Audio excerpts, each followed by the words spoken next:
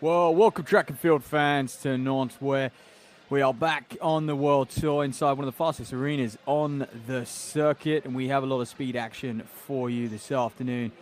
And of course, with this meeting in France, we have some fantastic home talent on display, a nation who has been inspired by those games and starting to paint the picture of what their legacy may look like within this sport. They certainly have a lot of talent to be coming through, and we have a series of sprint races on display from 60 all the way up to the 400, and of course finishing with those 800-meter races. But first, women's pole vault, and they are just about to get underway. We introduce a few of these athletes. Small field in this women's pole vault, so hopefully a couple of athletes not starting. Ellie McCartney of Ireland and Sonia Malavisi of Italy, both due to compete, but always sometimes you can have grand plans in your outdoor campaign,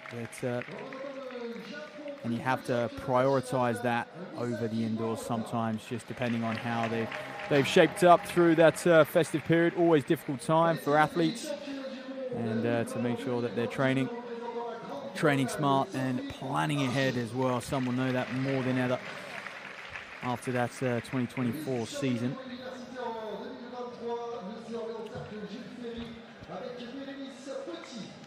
So good to see. Bernice Petit had a busy few weeks already, starting her campaign in 2025. The French woman, and alongside her from that Bordeaux club, Albane Dordain.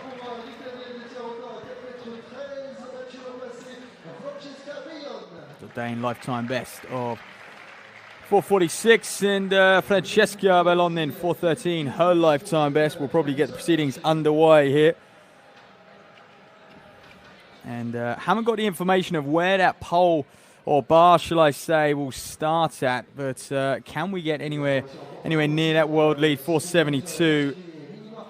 Perhaps that will be a stretch for a few of these today, but nonetheless, there is those European qualification marks that athletes will look ahead to, and especially some of the French women, that national championships, which is fast approaching as well. Good to see a few Brits over here, Natalie Hooper and Sophie Ashurst, and a pair of them already getting their season underway as well, training up at Loughborough. So I believe bar to start at 390, give these women a chance just to ease into the competition, and at this stage it is just about getting some volts underneath you, getting a few marks up on the board as well, and like I said, many of them will be building towards their national championships. It's often a short but sweet campaign, the indoor season. It's just to see how you've been shaping up, like I said, through that, how you've bounced back after the off season and shaped up through the early part of the winter.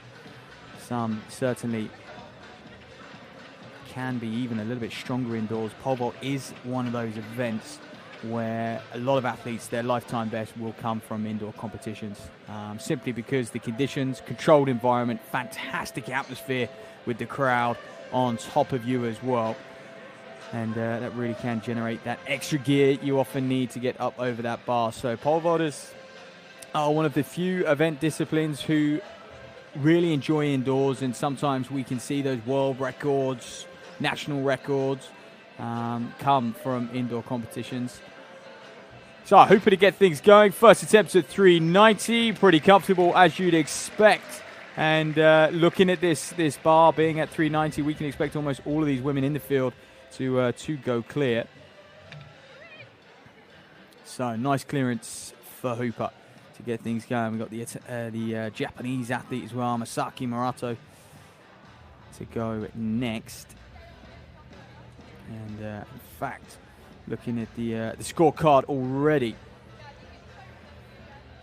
Morota is someone who has passed at 390, which means over to Ashurst, who images just showing her warming up and getting ready to go here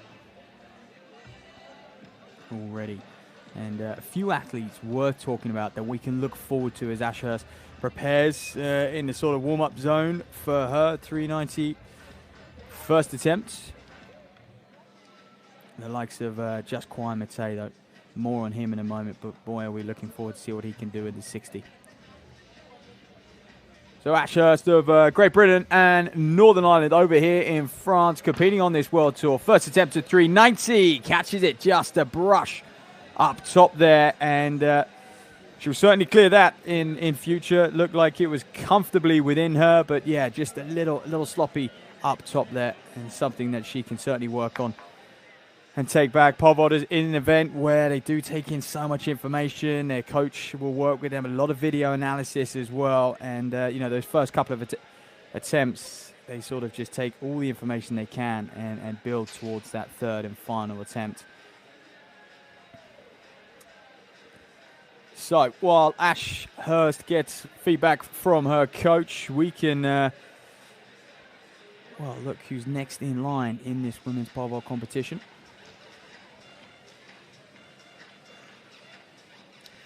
And it will be, well, Berenice Petit choosing to pass. So we'll be looking at Albane Dordain. Seeing what she can do on her first attempt at 390. So a bit of a shame not to have Malavisi and McCartney here today, but in some ways give these women a little bit more freedom to perhaps, you know, manipulate the bar and decide what heights it goes on. They were going to be two of the bigger names in the field, two of the fierce competitors, certainly towards the pointy end, once that bar gets into the 430s, 440s even, and beyond that. So these pole vaulters preparing for the latter stages, but meanwhile, perhaps we'll just run you through the timetable here as we look at a replay of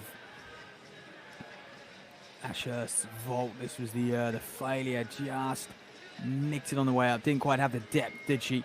Great camera angles. And pole vault, one of the events which is constantly testing new technology. We saw a little quirky new adaptation of it this year as well. And in Switzerland at that track lab meet during the summer. And could the pole vault move to a format where you know, you test actual height over the bar instead of just that clearance? It was kind of a 50-50 split where the fans enjoyed it. It was very much just a test, hence the meeting it was in, the track lab, which was just experimenting new ideas. And you know, track and field is a sport that, you know, in its sort of 100-year-plus history, it just has not changed. However, we move on to the women's 60-meter hurdles, round one. And round one, heat one, whatever you want to call it. Everyone will get a second run out in the final, whether you're in the A final or the B final. Obviously, that will determine how you go in these heats. There we are. Crystal Morrison, certainly one to look out for in this women's 60-meter hurdles. The Jamaican has come here before and competed very well, but Laura Valet will be one of the favourites. She'll go in heat two, I believe. A former champion here. She's competed on 8 occasions, so certainly someone who enjoys this arena. So this is first of the track action. Eve actually just looking down at the lanes there. Morrison not present, so she is a non-starter in this women's 60-meter hurdles heat. So then an athlete like Benfata might have a slightly easy qualification. Can she get amongst it in those top 2 spots or even qualify by time? Sidoni Fiadansoa then 8:07, her lifetime best. Competed here before as well on many occasions. Enjoys this arena. Alice Gente, very, very evenly matched. You can see already operating around about that lifetime best territory. That's good for the end of January to be very close to your lifetime best is encouraging, building into, like I mentioned, those national champs. So no Morrison. So we look at the Lazaro here. 8:04, her lifetime best. Season's best of 8:10. You can see it's barely a tenth of a second between the whole field here. Well, the Finnish athlete, what a fantastic career she's had. Very much one of the poster girls for Finnish hurdling. Sara Keskitalo and Goglia right on the outside. 8:27. her lifetime best. So often in sprinting, it is that arrowhead formation that we expect to see the big guns coming from 4, 5, and 6. So Belisario and Gensei will have an empty lane between them. All eyes on them two and what they can do, as well as, of course, Sara Keskitalo in the heat. As it stands, we believe it is top 2 to qualify, and then it will be 2 fastest across the 2 heats. Simple qualification, these women will know what they have to do.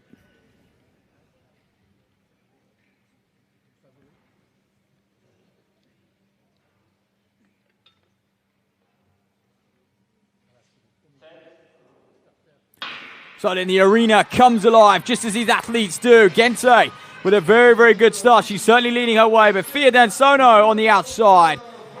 Wow, Keskitalo with a late run as well. I think she may have just nipped it. Fia Dansono, Sydney Fia Dansono, looked to be moving very well. Certainly came strong mid-part of that race, but Keskitalo, 8:03, her lifetime best. We'll wait to see what that official time was, but just with a late run and just a clean last few barriers. And, you know, those who have strong pedigree in the 100-meter hurdles certainly are always going to be heavy favorites. And here you are then. Look how evenly matched that was. Went down to the 100,000th of a second even. And 8:10. We spoke before how evenly matched it was. And I think Alice Gensei would just be a little bit disappointed with that. Coming off the start she had, she looked in pole position and just faded through those last couple flights. Well, Fia Dansono and Keskitalo, neither of them will mind too much how close it was on the line. They'll both be in the final, in that A final at least, be competing for the prize money, competing for those world ranking spots as we progress throughout this indoor season in 2025. Look at this fantastic arena, crowd heavy on this home stretch. It is fast, but it's also a credit to the club here at Nantes, and what a fantastic training arena for a lot of athletes. So it looks like we're just going 3 big queues here. So I do apologise. Delizaro, very evenly matched there, and the graphic we had on screen was between those two in the last qualifying spots. So are we going following suit what we saw a little bit out in Paris? The I guess removal of fastest time qualifiers, especially, well, it was in the distance events, wasn't it? And just going, hey, just using it, just taking those big cues, top 3, all said and done. That's what we can expect. These women would have seen Heat 1 go down. We'll start to preview then. Laura Valet, 8:06. Obviously moved clubs this year to Montreal. Be interesting to see how she is finding it. Sasha Alessandrini is another athlete, one to watch. Terrific talent. And South African in this field as well.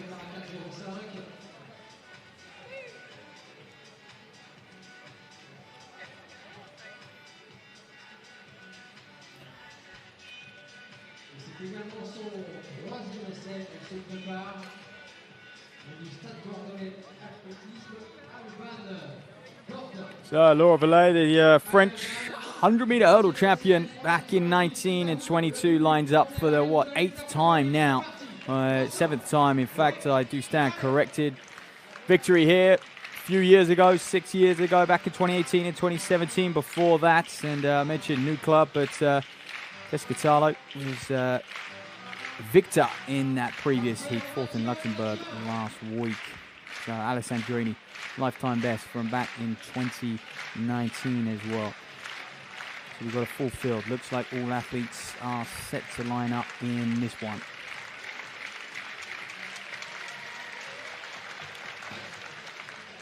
And just a mark to maybe just put out there and mention 8:00, that European qualifying mark, and I think there's quite a few athletes in here who would like to tick that off at some point during this indoor campaign, and of course bid for their spot in Appledorn in early March. So then a full field, which perhaps, you know, will make things a little trickier to qualify for that final, especially without any fastest time qualifiers. It looks that way, or will they have 8 in the final? And meet record, one to watch out for, Serena Samba Mayela, a couple of years ago, 7.95. Well, here she is in Laura Valle, superstar in this arena. Season's best, a little bit off of where she'd want to be. But now is the time to correct that. Sasha Alessandrini, a fantastic, experienced racer, and certainly will know Valle next to her very, very well. Well, the South African, great to have her over here in Europe competing on this indoor season. Has had a few track races within her. Already over in South Africa, of course, they're getting things underway for outdoor track and field. And Yuraji as well, another talent. India, a very, very fast-growing athletic nation. And we've seen that on the global stage as well. Guillaume. Tilda Guillaume on the outside. And just actually on the outside of first, Celia Chalceret. 8.24, lifetime best and season's best. Comes into this in good form. She'll have to arguably improve on that if she's to make this a final. I mentioned before, all athletes will get a run out. There's an A and a B final to conclude the action here.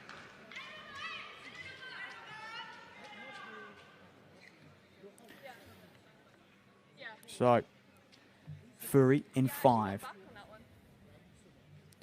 South African 7.91, lifetime best and season best. And Luxembourg comes in this in very, very good form. Can she replicate it here in Nantes?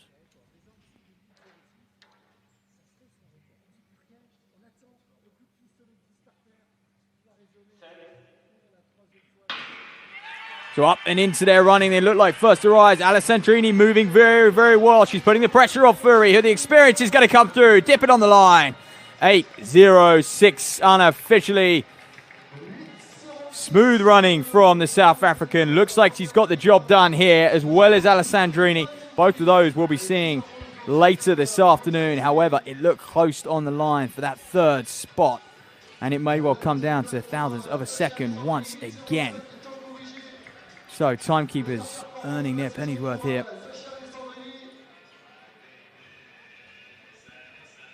That photo finish will be analysing. Well, here we are then. So Fury just started to move through Alessandrini, put her under a little bit of pressure, as well as Yuraji to the right of her.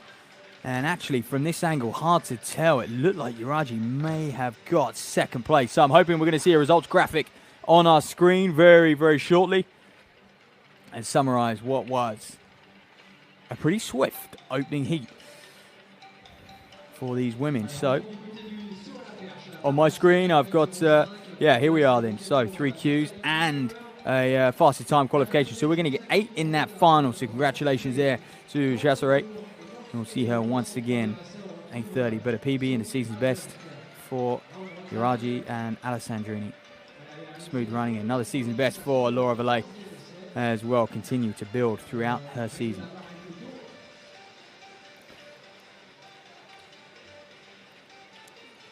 So the men will be next to go. You can see the officials they'll be adjusting those hurdles for the next few minutes before those men come out onto the track. Well, barring this women's pole vault, then currently at 4.05. Sophie Ashurst, can she go clear? Misaki Murota, unfortunately, first time failure at 4.05, passed at 3.90. And it does put the pressure on sometimes when you, it's Ashurst, just looking at her, took her 3 attempts to pass at 3.90 as well. So this is quite a lift. But as I mentioned, at this stage in the season, you can expect pole vaulters to just be a little rusty and just want to take their time and have a few attempts at the bar. And that's probably why Ashurst came in at this mark. But 4.05 is well within her.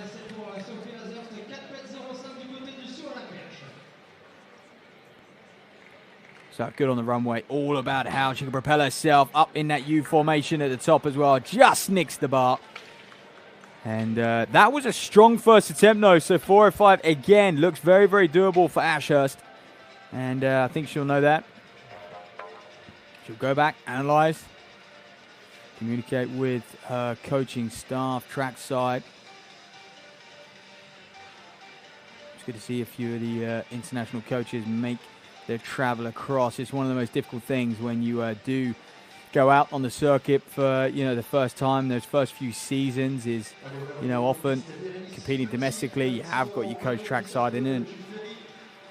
Those at the top of the sport will always have their coach trackside as well, or at least some support staff. But it's the ones perhaps at this level, at this Bronze World Tour level, that when they travel, have they got the budgets to take coaching staff with them? And but this is why the pole vault's so special. They all help one another out, inspire one another. Berenice Petit then. Up she goes. Lovely clearance, 4:05, and that will put her into the lead here in Nantes. A meeting that she has enjoyed as well over the years. And a lovely first-time clearance, and she will look ahead to perhaps we can expect the bar to go to 4:15, 4:20. Might be a bit of a jump. That is just purely me guessing. But look at this thing. Good speed on the runway. Fantastic plant. And actually, when we watch this back, we should be expecting a pretty good clearance on that. So Francesca Bellon of Italy, 4:05, her first attempt. Oh, had the height, just came down on it. Couldn't quite get the depth there, could she? That smoothness, it all happened rather fast for her, so she'll just look to tidy that up. And again, you look at 4:05 and think very, very achievable for her. And Natalie Hooper next to go in that women's vault. But unfortunately, Albane Dordain, 3 failures at 390 out of the competition. That was something we didn't see coming this early on in Nantes. Very, very frustrating for her.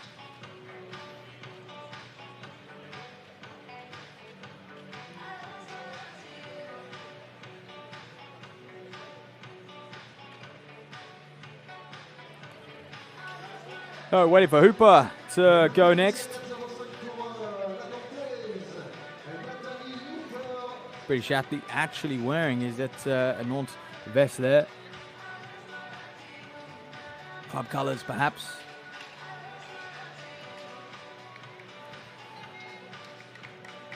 Immersing herself in the into the French club culture, which, by the way, is just I often think France and Germany is should be a bit of a business model, the way they operate their club system for certainly British clubs and other clubs around Europe, because they're able to professionalize their club system. They've got terrific coaches who are very, very educated and have a proven track record, and also see coaching as a career as well, and I think that's important. So then the men's 60-meter hurdles, heat 1 to go. And we saw, unfortunately, Badamasi of Nigeria will not be starting. But Sinner is in here. Good to see what he can do. Le Coeur as well. So just like the women, first 3 and then 2 fastest. We'll have 8 in the final. Le Coeur, semi-finalists at those European Championships in Rome last summer. Sinner as well, silver medalist at the French Championships, 110 hurdles behind Sasha Zoya. Remember that great occasion. So 2 big names in this one. The Go brothers in here as well.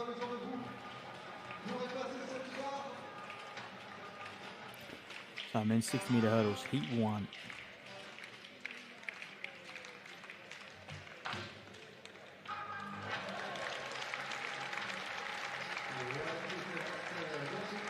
Full field, all 4. Badamasi, who would have come into this as one of the favourites. He really would have. So here we are, then, right on the inside. Leo Akar, 788 seasons best, 776. Can he compete? Can he get amongst it? Put a bit of pressure on the man to his right, our left, Dawara Martingu. I think he can. These two very, very evenly matched Look at that, 780 season's best though. He is getting down onto lifetime best territory. Well, Erwan Sinner, then he's been chasing the very best in France for a little while now.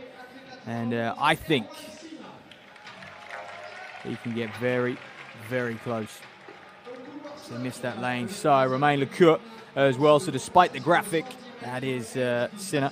And here is Lecourt, 766, his lifetime best. On the outside of him, Laredousset. Jeremy Laredousset, 771. Season's best for him. Cisnero then. Fast finishing Spaniard, good technically. And then on the outside, Mateo Kalou. So, all eyes on Sinner and Lecourt. Those two, Sinner in 4, Lecourt in 5. Couple heavy hitters, fastest on paper, but we know this sport doesn't always go by the books, and that's one of the reasons we love it.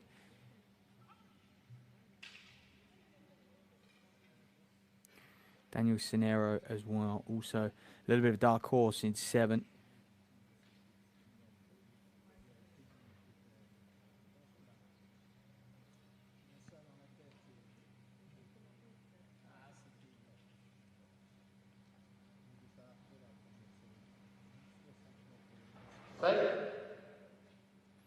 So then, as I mentioned, keep an eye on Sinner in 4. Looks to rise first over these flights. He's going to be under pressure from Laredousset on the outside. Sinner may have just edged it. Leaned out Laredousset. Cisnero a little further back, and Lecourt was putting on pressure through the middle there.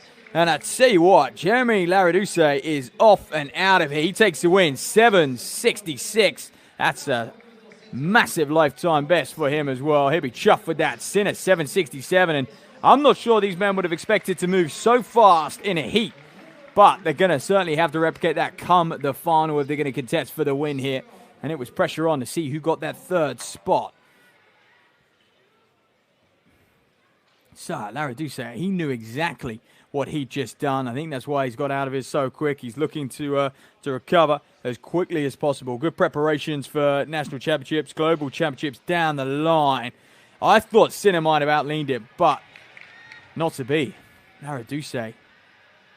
Beautiful fluid action, clean flight. Look at that, almost went over the barrier there. And demonstrating even more athleticism to keep himself in control. So very, very tight. 10th of a second between them. Laredousset and Sinner. Lecourt there in 3rd as well. Cisnero, 781. That's the mark we'll look out for. All that qualifying for tonight's final. So no season's best a little bit further down either. So unfortunate for those men. The beauty of this meeting, though, is there will be an A and a B final. As we start to ramp things up in this women's pole vault competition. Let's keep an eye on it. We'll have heat 2 of that men's 60-metre hurdles. Berenice Petit still leading the way. Sophie Ashurst to update you. 3 failures at 4:05. So that's a big shame for her. We can see her just walking back now. And there is Berenice Petit. You're looking at it now and you're thinking she really is in pole position to go the distance in this competition. Also clearing 4:05, Natalie Hooper. And so did Masaki Marota. So we have, and of course Francesca Bellon. So we have 4 at 4:05. The only one with a perfect scorecard is Berenice Petit. 1 jump, 1 clearance so far in the competition. So next up, bar at 4:15. As expected, Natalie Hooper. Great Britain and Northern Ireland to go next. And Hooper's season's best, by the way, is 4:15. She would love to equal that and potentially go beyond. Lifetime best of 4:25. Could this be the day? Sometimes it takes good competition around you, good rhythm, good atmosphere in this arena. She's got all of those things. So what can she do? Prepping herself, going through those phases to get mentally switched on and prepared. A lot of this event comes down to visualization and imagery,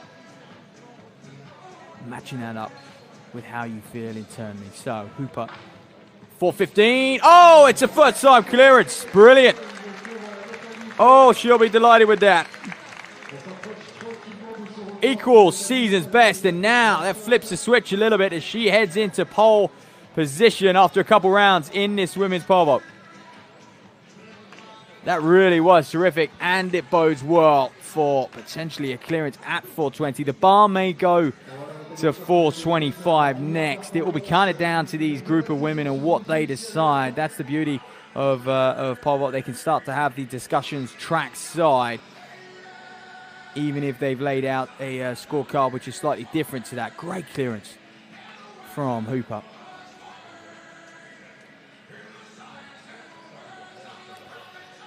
Heat 2 then of the men's 60-meter hurdles. And we have both Nago brothers in here, Matteo and Cameron. Look out for them. Always performing here, getting amongst it. Tejas Shirsay of India, he is certainly an athlete to watch. He's been just steadily improving, and unfortunately, decides to Santa Maria not to compete. So there is a vacant lane in 6. That's these men won't mind too much. So helps with their chances qualifying for the final. Theo Pedro then, 771 lifetime best. There is Cameron Nago, been here, done that a few times in the Nantes lead-up. Crowd know him well as well, and that's exactly what we like to see. Shirsay of India coming over to Europe, representing, getting on this tour. He'll be looking to find a lane throughout the whole of this indoor season. Matteo Nago, another fantastic talent over the 60 hurdles. A lot of experience even at international level as well. 772 his season's best, edging ever closer, 767. That won the previous heat, don't forget. Manga also goes in 5. 753. Can he replicate that form of a couple years ago? On the outside of him, Leo Edon. And he'll know what he has to do in order to qualify for that final. Morgan Leia as well. 786, one of the few men who was PB this early on in 2025. So Shirsay and Nago, perhaps the two favorites. Manga as well. So big hitters, 3, 4, and 5, similar to the previous heat. The meet organizers doing their job with some good seeding here. And you could argue the tougher of the two semi-finals.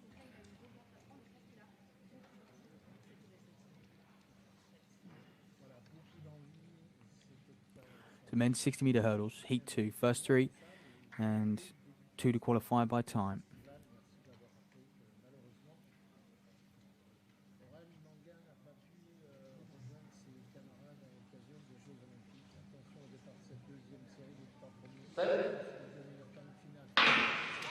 Well, Nago gets away well. So does Shirsay as he matches him. It's Nago's edging clear now. Manga putting on the pressure. Manga comes late over the last flight. Fantastic last 10 as well.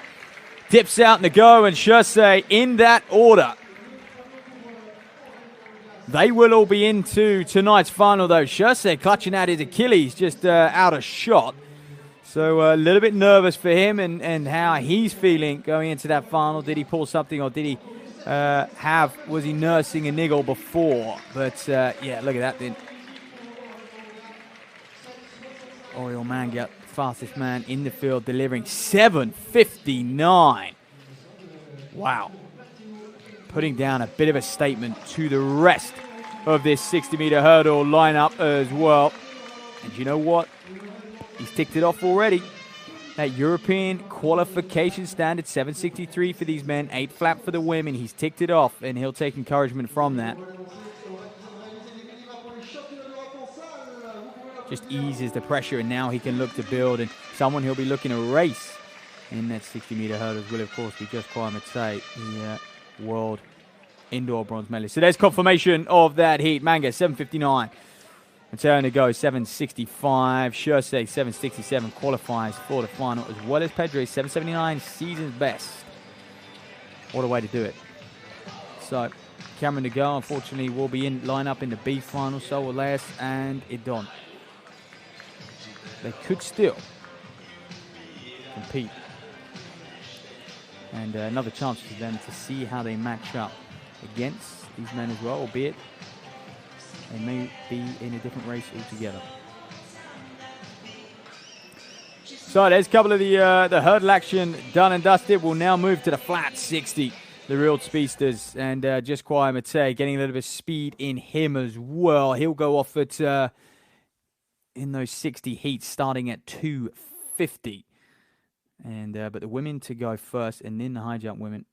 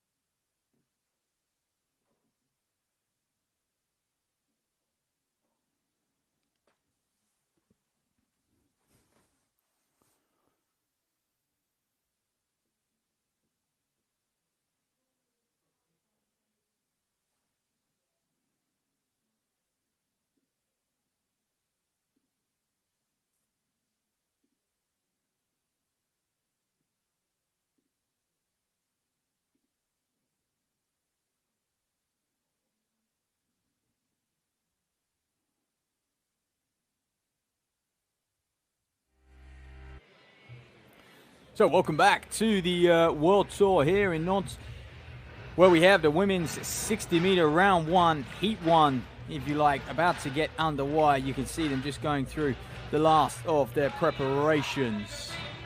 A few athletes to look out for. Well, we have some fantastic French athletes on display, don't we? Including a couple who competed in that 4x1 quartet in Paris and agonizingly so close to a medal, but lifted a nation during that, achieving that 4th place in the 4x1. Chloe Gallet is here, and she'll go in the 60 as well today, as well as Manaroy Leconte, the former French champion over 60 meters back in 2022. So Marianne Hamard goes in the lane 1. Here's a little brief. So it's Italy v France. You could say France, it's the stronger of the numbers as well. Marie-Angie Rimlinger, 7:33. Starting to look ahead, 7:20 by the way, at European qualification standard for these women. They'll have that on their minds. Our sport built around global championships and qualifying for it. Irene Saragusa then. 7:30, lifetime best, season's best of 7:44, Siragusa. And Rimlinger, 7:33, likes this arena. Performed here on quite a few occasions as well. And Mallory Leconte, 7:26, edging closer to that 7:20 mark. 7:38 season's best, just starting to really get things moving. The former French champion.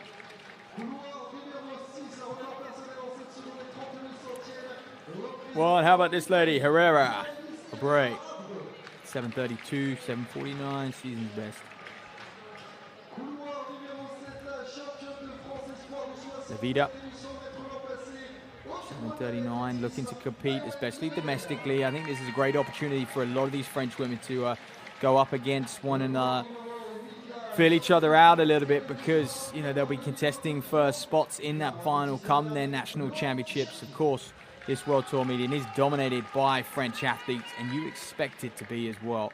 And that's who will sell the tickets here in Nantes. They're on the outside as well, Gerbier.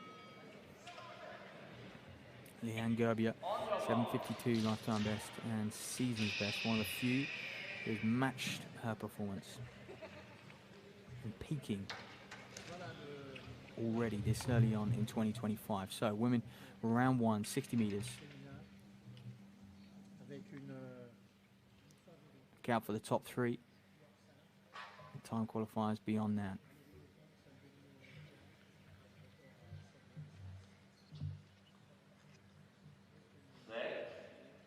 So the two big names in Rimlinger and Leconte get away very, very well.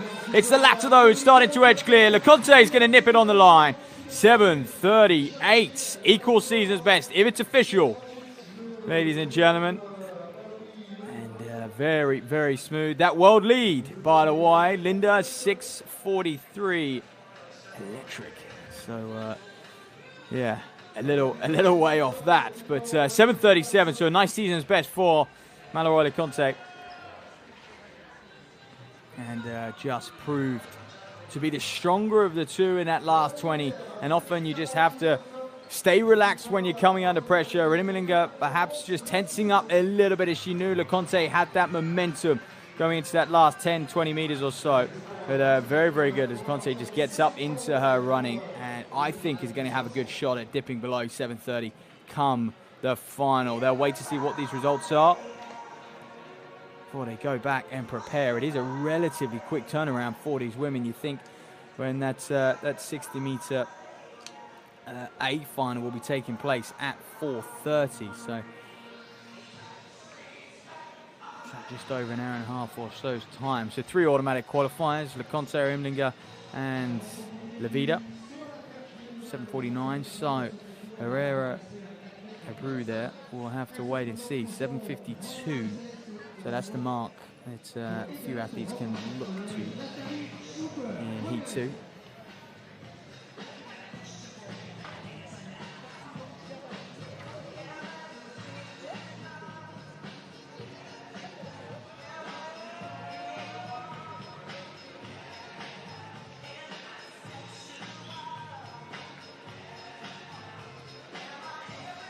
Yeah, and you think anything down towards that low 7, you really are starting to get into world-class 60-meter sprinting. And, well, this looks like Morota. It is indeed 4:25. So, although she, that first-time failure of 4:05 has started to find her rhythm. First-time clearance at 4:15. Can she follow that up at 4:25 as well? She really would be starting to edge clear. I mean, Berenice Petit has had a perfect scorecard as well, going clear first time at 4:15. So excited to see what she could do at this 4:25. Natalie Hooper, first time failure at 4:25, but that would be equaling her lifetime best should she clear it.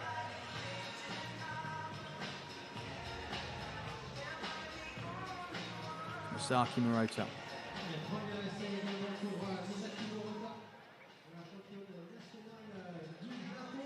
Japanese athlete. She is their national record holder with 4:48 and the 7 times national champion is Morota. And that season's best of 4:25 was just last week in Luxembourg. There she goes Misaki Murota getting a flavour of European competition here in France. Can she go clear at 4:25? Oh, not quite, but looks very, very doable, doesn't it? And you think it was technically sound, just needs a little bit more height to state the obvious, but certainly feel she has got that well within her grasp. However, that now means, can the likes of Berenice Petit still a bit of a jump on Murota and clear? If she clears 4:25 first time, that really will put the pressure on, especially the bar goes up to that 4:35. And going clear, so we are in heat 2 of the women's 60 meters. Richard Mingas there.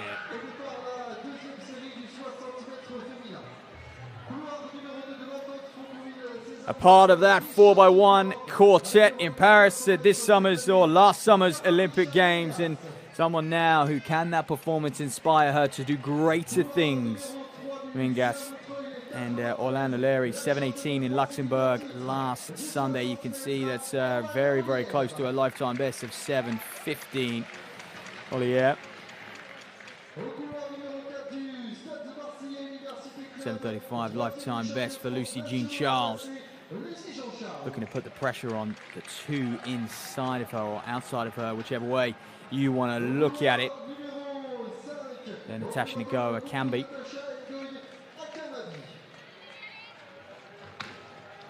Very, very good competitor on her day as well. Starts fast, Akamabi will need to do that today. Rosalina Santos, 7:42, one of the fastest lifetime bests we have with us. 6th at this meeting last year, perhaps underperformed to say the least. I think she's going to challenge for the win if she can match her lifetime best. 7:36 for risk weight.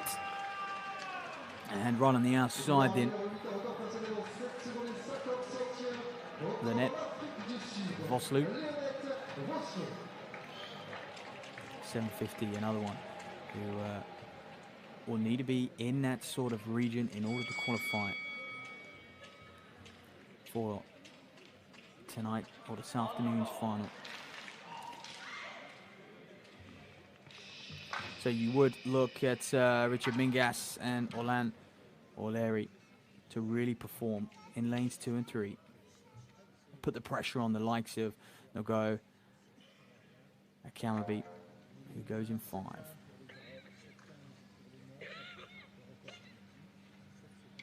Expect this one to be tight.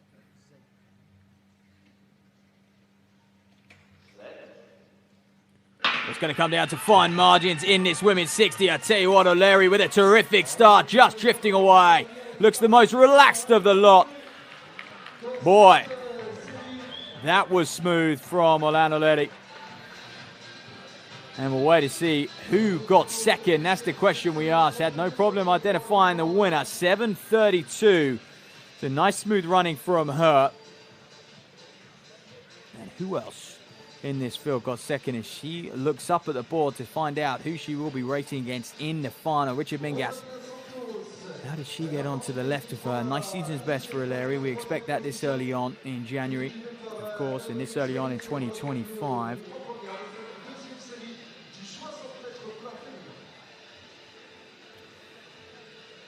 So Mingas, someone who just gets better as these sprint distances get longer. Struggled to get up into her running. O'Leary was very, very smooth. Good fast start. Mingas' lifetime best, by the way, 7:37. I think she's going to have got close to that. But coming up on my screen now, I'm seeing Rosalina Santos, the Portuguese athlete, 7:39. Looks like she got second. And Naomi Riskrate, 7:40 with a bit of a surprise, getting third. And this screen will confirm that. So we are going to see Richard Mingas in the final, as well as Jean Charles, two fastest qualifiers coming from this second heat. It did look to be the stronger of the two, didn't it? So, yeah, Nagoa Akamabi and Vosloo will have to compete in that B final. The rest of them will face off once again in just over an hour and a half time. in that women's 60-meter final. By the way, that men's hurdles final will conclude the action at 5:20 here in Nantes. The men's 60 will be up next. Here goes Marotta in this women's pole vault. Lovely clearance. There you are, equal season's best for her. I believe that's 4:25. Had a first time failure, made all the necessary corrections and comfortably went clear at 4:25. Berenice Petit then will put the pressure on that next height. However, this is Natalie Hooper. Has to go clear if she's going to stay in this competition. This is lifetime best territory. Can she equal her lifetime best? Oh, well, that's very, very frustrating. Didn't have the needed to just take off that little bit earlier.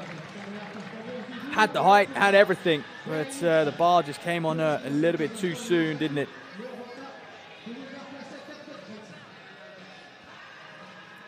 Great jumping, nonetheless, from Hooper, or shall I say the technical term, great vault. You could see there, looked like she had the height, that top of the arc, where her hips would have been, she would have gone clear, but just came on that bar a little bit too soon. Not able to make the required adjustments to stay in the competition. For someone who is still in the fight here is Marotta. 4:25. Preparing. And now it's a head-to-head between these two women, and it's always an interesting dynamic. Field events, you're literally in the same facility, just meters away, sharing the same bench, thing like that to your rivals. It would be difficult to focus on yourself and not to sort of check your shoulder and look at what they're doing, perhaps try to play a few mind games and psych them out. And I'm sure all of that does take place. Okay, in this men's 60 meters, heat 1, about to get underway. Arthur Cisse, got to look out for him. He's been here before as well, knows this arena pretty well. Adam Thomas, former British indoor champion over the 60. That was back in 2022, though. Had a terrific season that year. Amrit Prime, another man that we should be looking out for. Cisse, by the way, one of the few, if not the only man to have broken 10 seconds out of a 9:93 back in 2019. More on him to come. Here's Jean Autu in his home arena in front of his home crowd. He'll be enjoying the limelight here. He'll know every inch of this track. Saboli Bacoli. What can this man do? A little bit of an unknown on the World Tour level. And Emmerich Prime, season opener for him. Always there or thereabouts in that French 4x100 meter team. Lifetime best back in 2023 of 6:64. Arthur Cisse, 6:60, season's best. Lifetime best of a touch quicker. Wow, look at this man then start. Great to have him back, 6:64. And all the way up there on the bank, interesting. Perhaps a little bit of mind games as well from him. Here he is, Kamageli Kabala.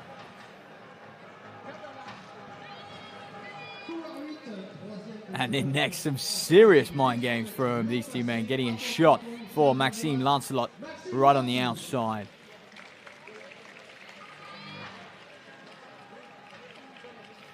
So the meet record dates back to 2017. Carl de Escave of Great Britain. And yeah, I wonder if these men can get close to it. Cisse is certainly someone with the season's best of inside that mark already. And unfortunately, no Adam Thomas, due to go in 4. Hasn't made it out to Nantes here. So it'll be an empty lane between Cisse and Prime for one final time, or two. So Barlow, Bacole, Prime, Cisse, Sarr, Kevin Gailey, Kabala, and Lancelot.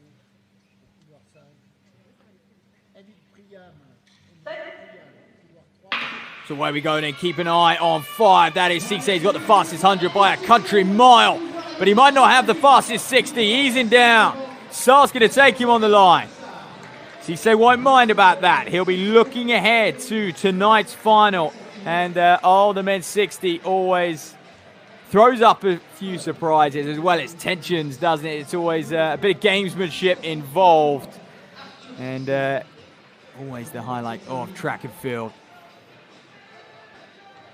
So the sprint stars go off, or at least half of them, and prepare for the final later on. Cisse certainly looked to get out of the blocks very, very well. However, relaxing down, Saar just psychologically coming away with the win there, I think, showing him what he can do. Congolese athlete, but yeah, Mamadou falls Saar. 664, how close did he get to that? These men. We'll wait for those results to come up on screen. Here we are then. Oh, lifetime best. And thought it was fast. You could tell by the way Cisse got out of the blocks. It was very, very minimal error on accelerating through that first drive phase. And Kamagale Kimbala there in third, 673. So they came within a whisker of that meet record, 661.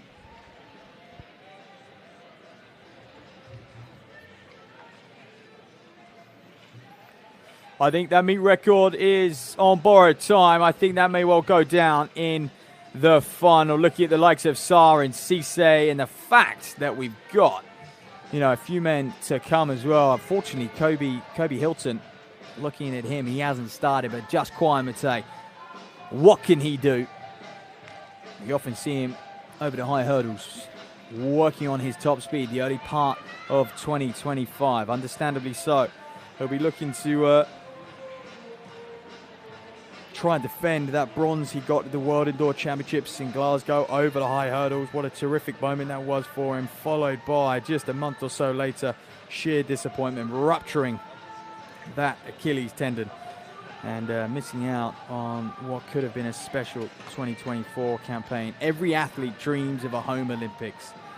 And when you're the level of Just Kwame as well, you potentially go one better and dream of medaling at a home games, giving your home crowd something to really cheer about and get behind, introducing your name to the rest of the world on the biggest stage of all. Okay, then this women's pole vault, Berenice Petit, I will update you, has had 2 failures at 4:35. So we'll go back and prepare to attack that mark. Morota, we saw her go clear quite comfortably, putting the pressure on Petit, who has been, this will be a lifetime best for, and has been competing a good amount already in 2025. I mentioned pole vault is one of these disciplines where athletes really do, they're in excess of 20, 30 competitions a year. They are on the circuit all the time. And I think in terms of pole vault, there's just nothing like actually doing it in a competition setting. You can do all the training in the world. But, well, there we are. Here's unfortunate. Just 3 in this women's high jump, so they really will speed through it. And with a few no-shows, it is a bit of a shame, but it means they've got a good chance of walking away with a bit of prize money. I think camera's on them, but we are seeing Petit attempt that third attempt, so we'll look at their reaction to see if she went clear. Not that any of these athletes have ties with the French. You can see Hetaturi representing Finland at those World Championships in 2023 and the European Indoor Champs. Lifetime best of 191 being introduced to the crowd. Next, Samaleki. 190 as a junior athlete, still the Irish national record holder, but yeah, second in the World Under-20 Champs on that year in Finland, 8 times the national champion, but hasn't gone further than 190. And then finally then, Fatimata Bailey, also another national record holder, and yeah, has jumped 3 times this year already. Lifetime best of 188, season best of 178.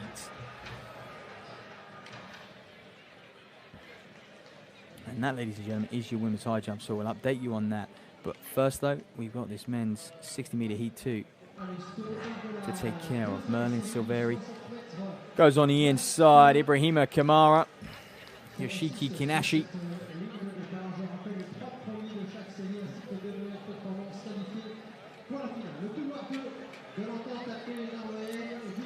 Well, here's Silveri then. Very, very close to his lifetime best already this year, and I think this is the arena that is going to be able to stretch him to going clear of that 670 barrier. Ibrahim Kamara then 663. Kinashi, the Japanese fast starter, well drilled. Oh, he's up. See, talk about 4x1 quartets. They've had a terrific 4x1 quartet for some years now, punching above their weight. Paul Ladder, 668. Season best of 675.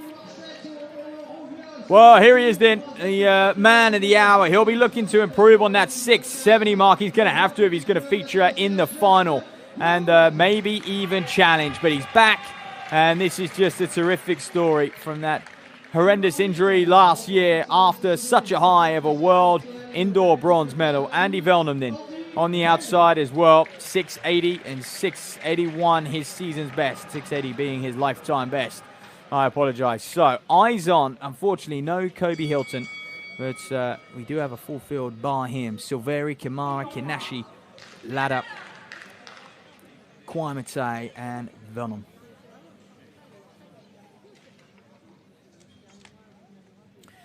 An interesting year for athletes once, for athletes like Kwamate. Once the Olympics go by, it's setting up that new cycle, putting out a new long-term plan.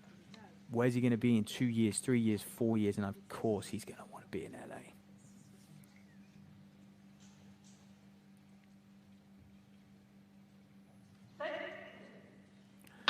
So keep an eye on 7. That's Kwamate. Won't be the fastest top-end speed. He's going to come under threat from Kinashi. The Japanese athlete's going to take it.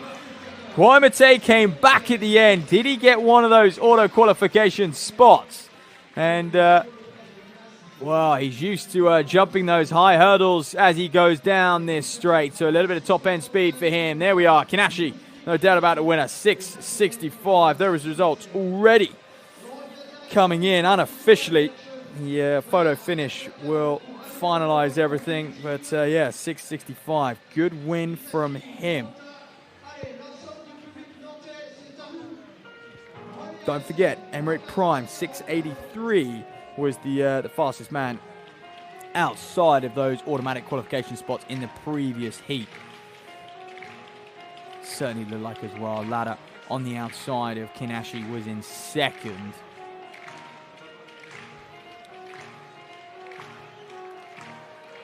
Well, we'll wait with interest for the results of that men's 60 meters. It all happened very, very quickly, didn't it? 665, there you go. Paul Ladder, then 671. And Kwamate, you can ask for no more than that. Equal personal best, 672. And hey, guess what? Silveri and Kamara also into tonight's A final. Velnam will contest that B final. And that women's high jump just getting underway already. That's meet record, by the way, 193. It's something that they could attack on a good day, perhaps. Perhaps it would be a surprise if it came this early on in 2025, though. Back to this women's pole vault then.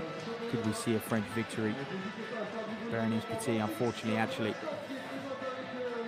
did not manage to go clear. This is second attempt at 440 for Marotta. Oh! And she would have dictated that bar just going up to 440. The Japanese record holder, 448. Pole vault, not a traditional event for them, but she's certainly putting on the map and just stretching what is possible. And again, it takes an athlete like Marotta to start to inspire the next generation to take up pole vaulting and look to make a career out of it. Not the easiest things in track and field, as we know, but times are changing, especially when you have games like Paris. And what that did across the world for track and field was special.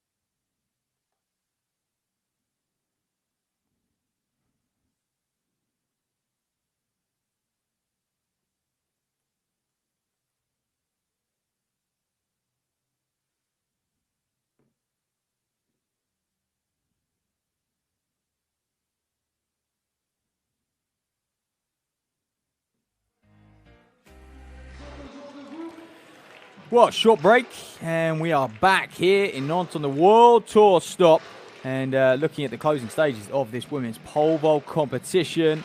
This is Misaki Murata, the Japanese national record holder, going for 440. Second attempt then. That national record stands at 448. Could she get near it? Oh, well, she's going to have to overcome 440 first, and well, she'll have one more attempt to do that. Will gather herself. She's the only woman left in the competition. There's the story. You saw it on the on that small graphic in the left bottom corner of the screen. But the next track event, then we're going to go from the 60 to the 400 meters, and we'll have an A and a B final. So the so many entries in this one. They've had to split things up a little bit, but the A final, those big hitters in lane 5 and 6, and can, you know, someone like Teo Dan's cause a bit of an upset. He's a second just over off of Coelho and Faust on lifetime bests. But look, he hasn't had to travel far. He'll be in front of a home crowd, and sometimes that counts. But Brian Faust, last year's US indoor 400 meter champion, and that's a serious claim, ladies and gentlemen. It's a serious title. Here he is then. This man adapting to life out of the NCAA, graduated up at Kentucky, had a terrific NCAA career, and now into the professional ranks. And I guess a little bit, despite winning the US Indoor Champs last year, a little bit of a disappointing performance at the World Indoor Championships over in Glasgow. And, well, Yao Coelho then, fourth at those World Indoor Championships in Glasgow. He was a man who had quite the opposite experience at those championships than Faust. He was all smiles, punching way above his weight, the Portugueseman. And Dant goes in this as well, 4x4. Experience at those World Championships, and national record holder in 2023, by the way. And fourth of those French Championships outdoors in Yigi. And then right on the inside, Maldi Priso. 47.8 season's best. He's going to need to go some to contest with these men, although he can almost, you know, key off of these men. All eyes on Faust and Coelho then. Like I said, Coelho, former World University Games champion back in 2023. Did go to the Olympic Games representing Portugal there.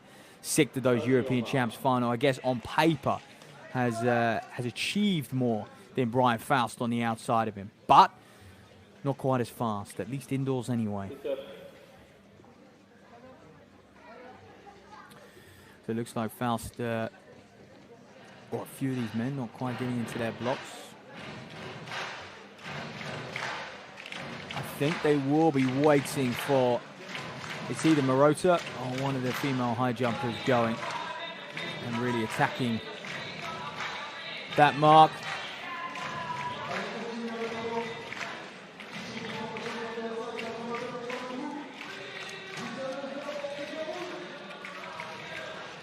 Thierry Dant just getting himself fired up. As I mentioned, he's a bit of a regular in that French 4x4 team, part of that national record holding team, 258 back in 2023. National record. So, ready to get underway. This men's 400 meter A final. From outside in, Faust, Coelho, Dant, and Yingi, and Mudio Priso.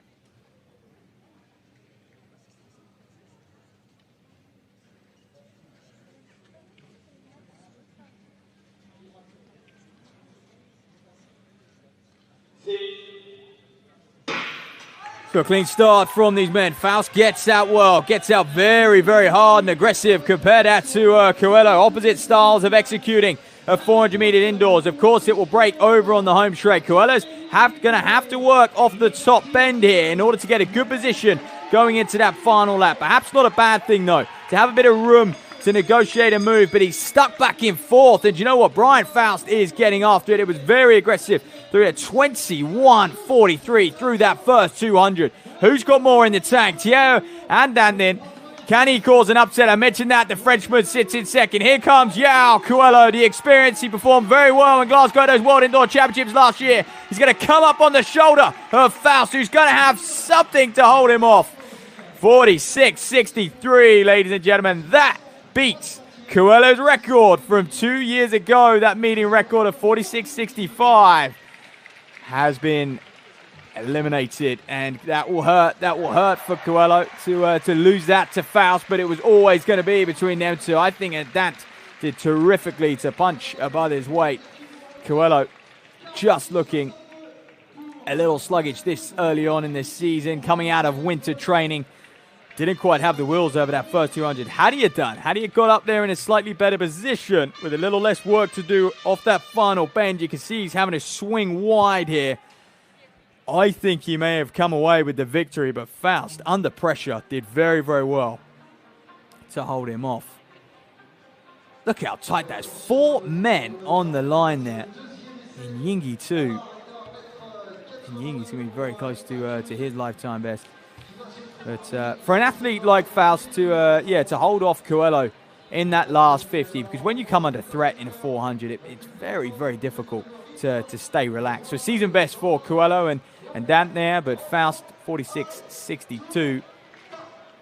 Also his season opener, so would have thought that would come up as a season best, but is the meet record by 0.03 of a second. And he'll take that off of João Coelho. And what a way to do it in the same race as well. João Coelho 46.67 and Dan 46.72, and Yingi and Medio Priso in 5th.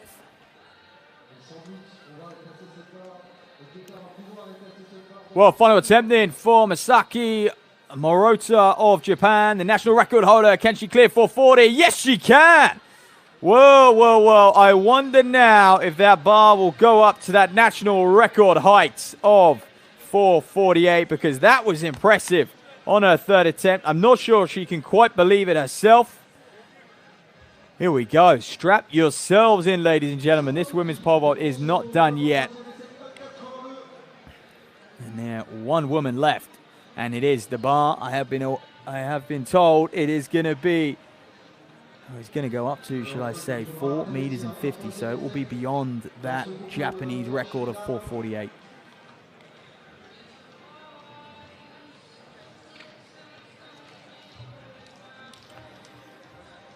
Good crowd shots. You can see it's packed in on this home straight. This kind of small, intimate arena, but it just always delivers. It would be, it's an absolute athlete favorite. And there, this women's high jump competition. Also in its early stages, early runnings. And this is Bailey. Fedemata Bailey trying to clear 182. Samalecki of Ireland, unfortunately, 2 failures at 182. Oh, and it's just about stayed on. Bailey, a height you would expect to clear, but nonetheless, that was close. Season's best for her, so she goes into the lead. Yeah, the flying fin, also 2 failures at 182. Turi, head to Turi. And you can see coaches track side. Now that is unusual to have coaches, track side on the infield like that. They are in, you can see a zone or a pen, shall I say, but just perhaps the crowd just a little too far away, limits athletes crossing the track. I don't see it as a bad thing. It's just came down, didn't she? But did enough, just brushed it. Great control. Well, to stay in the competition and quite frankly make her trip to France worthwhile, Turi has to go clear at 182. Third and final attempt. She'll be gutted to exit the competition so early on.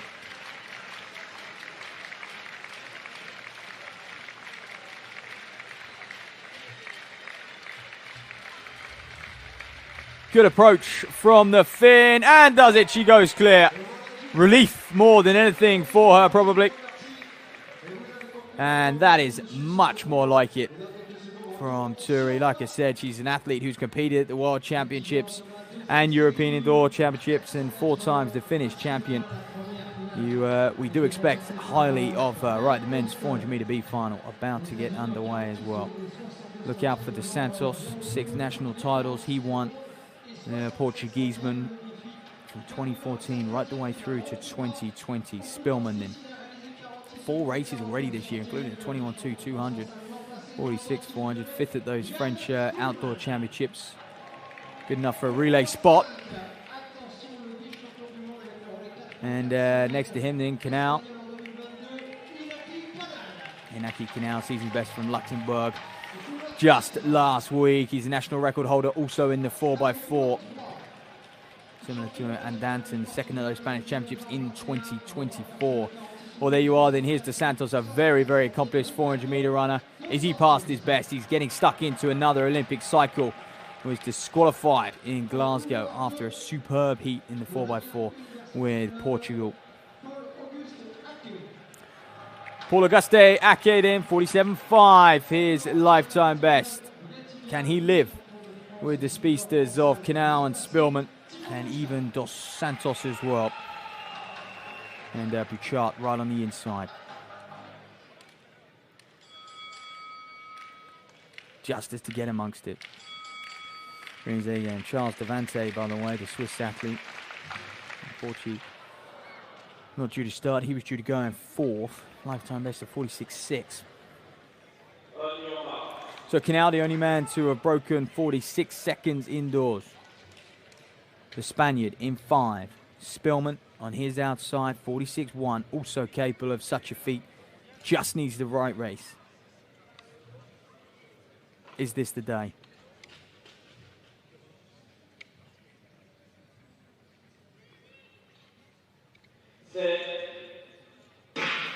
So we saw Faust get out very, very hard, and it paid off because he managed to lead gun to tape, but quite the contrary in this one as Canal already up on Spillman as they go down the back straight round this top end, and that is a massive lead Canal has over Spillman, so perhaps not quite at his best, or will he just come with a late run and pace things a lot more evenly? The 400, there's kind of polar opposites how to do it. What was that split? 21.9. Keep an eye on that meet record. It could be under threat. Canal is going to have to do this alone. Or is Spillman finally going to be able to get back on terms? Dos Santos a little bit further back, trying to fight round Paul Auguste Ake of France. So those two fighting for the minor medals here. But it's Inaki Canal of Spain who's going to come here and conquer in France. If he can hold it together over this last 10 meters, he just about does. Ladies and gentlemen, we have a new meeting record. And Spillman, that is perfect pacing from the Frenchman. And it almost paid off. A meter or two further, and he's taken that. But it's not a race of 401 meters, it's a race of 400 meters. And the guy who executed it the best, Inaki Canal, really blowing off some steam and cobwebs there. 46.38. So we've seen 2 meet records in 2 400-meter finals, and, well, it was listed as the B final. It certainly wasn't the B final. Stellar running from these men, toe-to-toe on the line. And the gap couldn't have been greater. After about 150 meters, the margin Canal had over Spillman looked near impossible to come back. But this is the 400, is why it's so exciting. Different ways of racing it, and a lot can happen in those final strides. Well, Inaki Canal showing us his enjoyment and happiness with a new meet record here in Nantes, and we hope to have him back next year. That was fine running. And he is certainly someone that we will look out for during this indoor campaign now, because with a time of 46.38, and he's right around that European qualification mark of 46.20. Get a couple more races in his legs, so you think he's going to be close. He should be right on the money.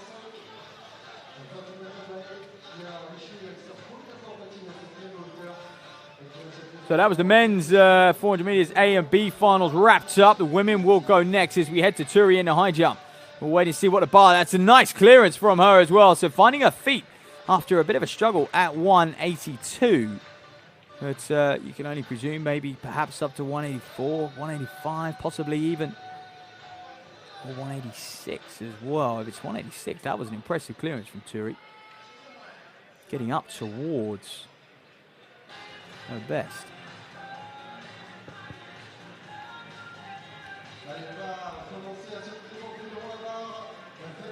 Well, here's Bali. Yeah, 185 the bar currently at. So it's a second time clearance. So Bali will get the crowd engaged and use their energy to propel herself over this bar.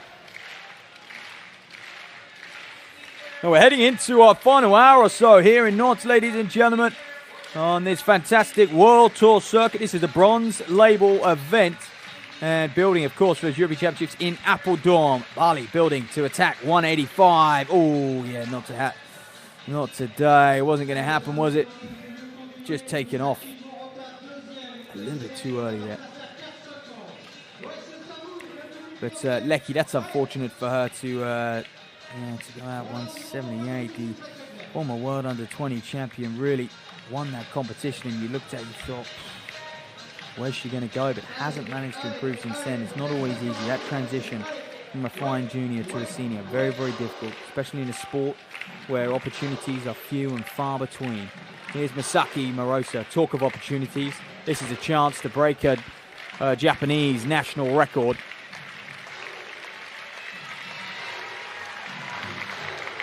Oh, Murata, she's close. Ooh, are we going to see it in that third attempt? It would be special. I think even the crowd now starting to understand what they are witnessing, and they'll be longing for her to get up over that bar on her third and final attempt. She won the competition.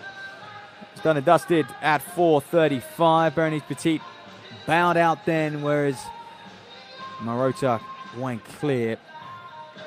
So she'll have 6 minutes in between vaults. It's often 5. I think you get a bonus minute for attempting a national record, and when you're the only one left as well, you do get an extra minute. So usually it's sort of 4 or so minutes, and obviously that acts as that interval early on. The athletes folding acts as that interval. So Murata will prepare herself mentally and physically to go one last time. Just like Bali will here as well at 185.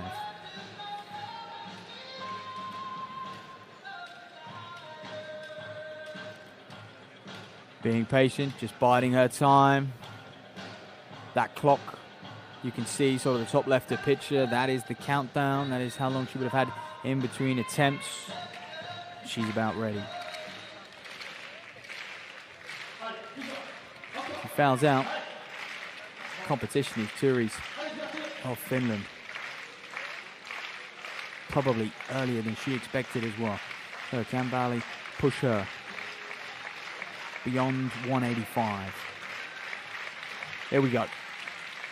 Oh, very similar to a better attempt in her second, but similar in a sense that, yeah, didn't even get a chance to really execute the flop.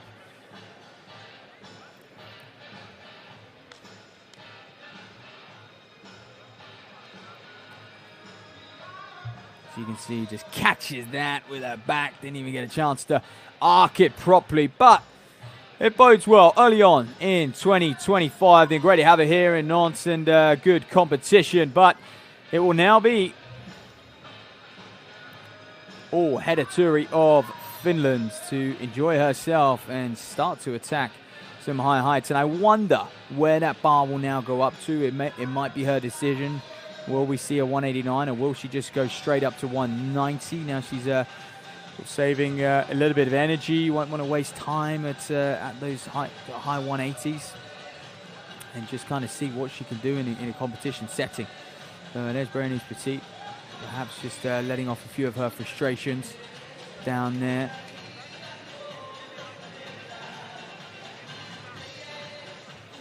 Hedda of Finland. You're looking at your champion here in Nantes in the women's high jump. Dominated, really. Has the best CV on paper and has delivered. Multiple Finnish champion. Representative on the global stage. Europeans and World Championships as well. Yet to make a sort of World or Olympic final or even a European final. For that matter, can she change that indoors at those European Championships in Apeldoorn? We'll look to qualify. Well, you've heard of women's 400. If you're wondering what's on the track next, is off at 4:30, so just in a couple minutes' time. We are going to see Camille Seri of France, 52.18, and Van der Broek of Belgium. What a talent she is. Part of that Belgian 4x4 quartet, and they are a relay team who continue to impress.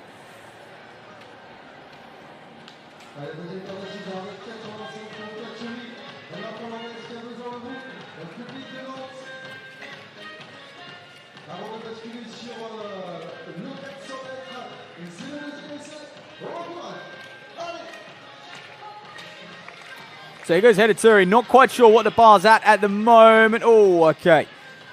Close though. Nice to take a wild guess. I would be saying 189 because she had a first time clearance of 185. Would back herself to get up towards the high 180s. We'll find out in a moment's time. We've got just under 60 seconds of running to watch in this women's 400 meter A final. What a lineup we have. Van der Broek on the outside, then the medical student, 3 times Olympic Games finalist in the 4x4, whether it be mixed relay or, of course, just the traditional women's 4x4. Supreme 400 meter runner and 400 meter hurdler at the Olympic Games as well, semi-final. That's her favorite event. She has run 50.8 outdoors. She's kind of evenly matched in both, but gravitates towards the 400 meter hurdles. And Camille Seri will push her all the way to the wire. 24 flat 200 meter last week. Had a very busy 2025 already working on her top speed. Santi Giant of España, 200 meters, 300 meters already this season as well. 52.2 outdoors. Part of that national record holding quartet in the 4x4. Here's Vervat as well, also a member of that Belgian 4x4 European bronze medal achieving team. 51.8, her lifetime best outdoors. Sometimes the outdoor PB is relevant. I know we're indoors, but it shows kind of what level they compete at on the global stage when we are outdoors. Indoors, the 400 is one of the events which is hampered the most, shall I say. Very difficult to negotiate these terms at top speed to your women's A final. In the 400, medium record 52.5. Worth noting that Louise Maraval last year, because Van der Broek the lifetime best of 52.0. Camille Seri 52.18, her lifetime best. Those two in lanes 6 and 5. Santi Dryan, Verviat, and Kimbumba.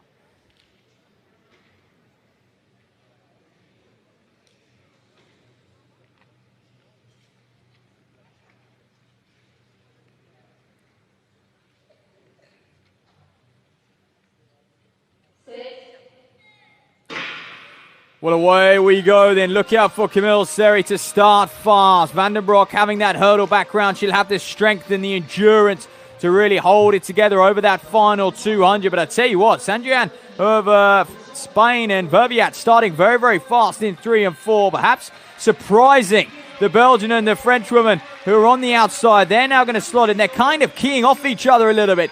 They will finish fast, though. They're both accomplished and experienced 400-meter specialists. So Verviat of Belgium leads 53.0, her indoor lifetime best. That could be under threat. First time now, Sandrian is going to put pressure. 100 meters to go, ladies and gentlemen. Here comes Camille Seri up on the outside, but it's going to be Van der Broek, Naomi Van der Broek, who is going to move wide in the home straight. A lock and change in this final 50. The big names are just too far back as Eva Sandrian is going to take it for Spain. 52.85, and that comes at a little bit of a surprise. She's had a busy opening year, though, and it showed, really. She was just the fastest out of the blocks and tactically cute as well. Sandrian, hats off to her, timed it well, and you know what? I couldn't help but thinking Camille Seri and Van der Broek just left themselves so much work to be done over that final 50. And the problem is, you just can't get round on those bends. They're so tight when your legs are flooded with lactic at this stage as well. I think Sandrian was just able to, she had the momentum, and even You know, Verbiat just being able to hold on for second. Van der Broek on the outside. But, yeah, I guess both of those will be happy to break 53. 52.83 then for Sanjian.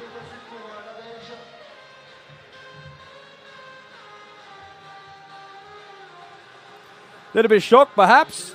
But, yeah. Getting amongst it. Nice lifetime best for MK Verbiat. And Van der Broek, 53.16, season's best, opened up her campaign.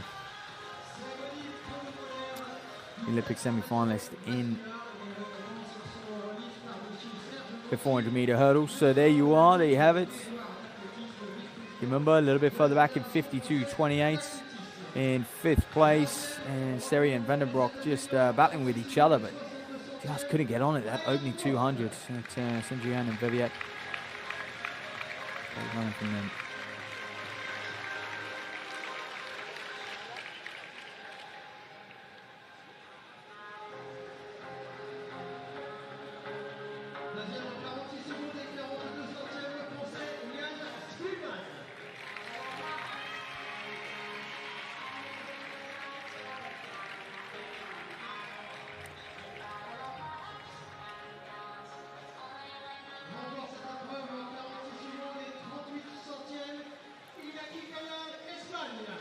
Well, here we go then. Headed to 188, third and final attempt. Prepares herself for it. We'd love to see her go clear at 188. It really would start to kick off her indoor campaign. Oh, comes crashing down on it though. She'll have to wait, and hopefully it's a mark that she can achieve in a few weeks' time and start to think about qualifying for those European Indoor Championships. She won't have any problem negotiating those Finnish trials, but it's more, where will that European ranking be, and can she be in the quota, and of course get over the qualifying mark as well. Here's a summary of that women's pole vault.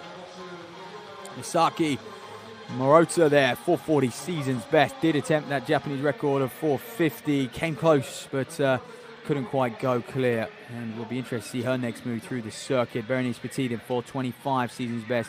A couple other season's best as well for Hooper and Bellon, and Ashurst 390, then couldn't get over 405, so we'll be a little bit frustrated to come over to France and not quite be at your best, but a good learning experience for her nonetheless. And here's a little replay and a recap of that women's competition. This is Morota. This was her closest, that was her first attempt at 440 actually. I was going to say her closest attempt, but that was far from it actually. She did come close on a few other occasions.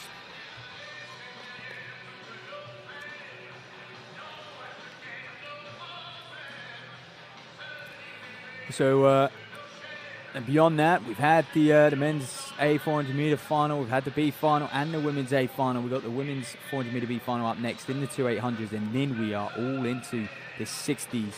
And nice meeting record for Morota, though. That is worth noting. We've seen 3 already, ladies and gentlemen. How many more can we get? This meeting continuing to impress. And every single year, I mean, it's in its 11th edition now here in Nantes, and every year, they bring deeper fields, better fields together, and it's starting to get a very good reputation for especially the 60s and the short sprints here. We're starting to see some real world-class talent come over in this World Tour. So, women's 400 meter B final. I mean, they call it the B final, but really, it's a chance to just seed a few very strong athletes across 2 races. I wouldn't really go as far as calling it a B final, especially the men's race. Canal breaking that meet record in the B final has proven that.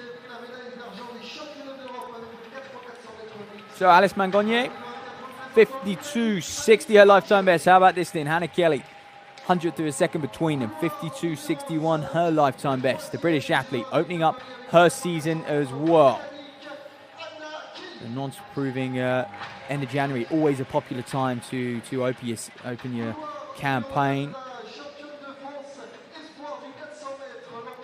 On the inside then, Marina Lassetti. Watch out for her, French athlete. 54 lifetime best, and then right on the inside then. Bit of a late entry, Candice Hunan. 154.66. And so far, it's been the athletes who have been the underdogs, really, who have taken the race by the scruff of the neck and really got after it through that first 200. And hey, in 400-meter running, it counts to be out front. Force athletes to go wide. Mangonier, Kelly, Lessere, and Candice Unon.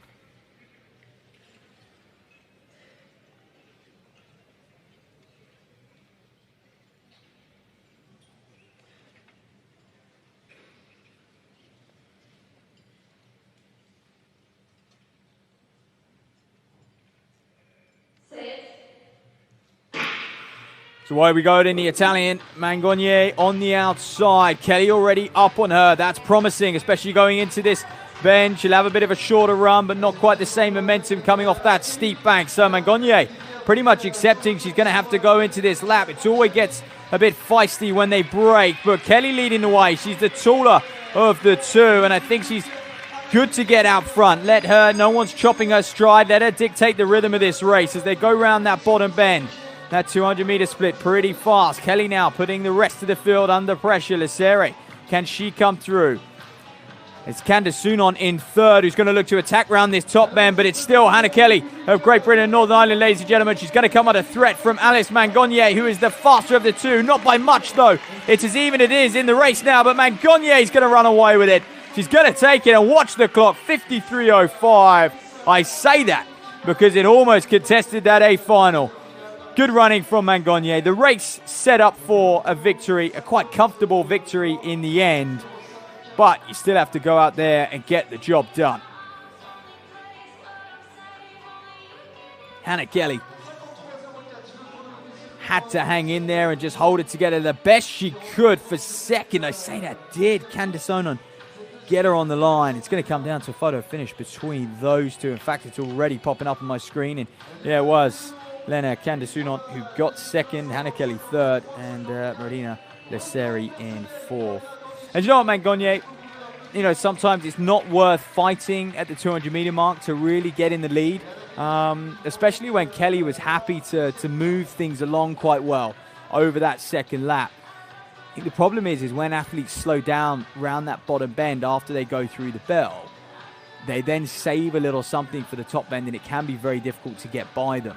It just gets a bit scrappy when they force you wide. But Mangonier coming past on the home straight, just as you're taught when you start out for the very first time in this sport.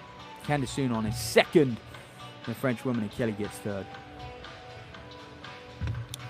So that completes the two-lap action here in this fantastic indoor arena in Nantes. We'll move on to the men's and women's 800-meter races. We've got some stellar lineups. Yanis Mezian, if he lines up the man, a 143 man from 2023, yeah, fourth at those French champs last year, just missing out on Paris. So he is in his revenge season, really. I think he would have been at home. I'm sure he would have been supporting and cheering on his teammates in Paris as they competed. Of course, we saw Tual with some fine efforts this 2024 season as well, the European champion. But yeah, Mezian would love nothing more but to compete in that Olympic stadium in those warm summer months of July and August. So the men will go first, and it's a big field. And it always can be a little bit chaotic, but I think they've seeded it well enough and they get out hard and shrink things out. Yeah, we should avoid any sort of real collisions.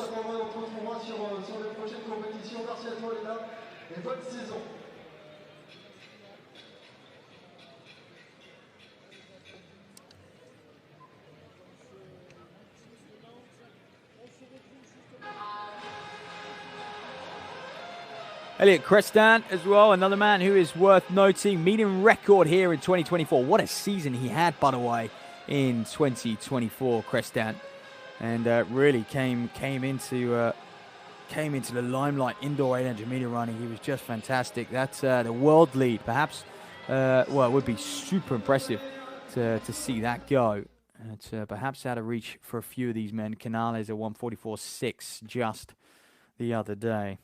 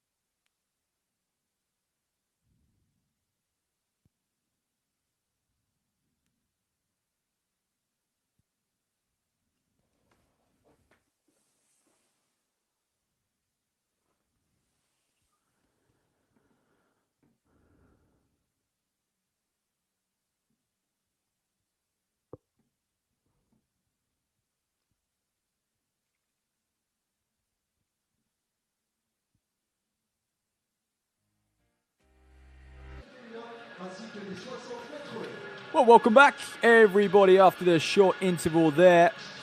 Here at the World Tour meeting here in Nantes.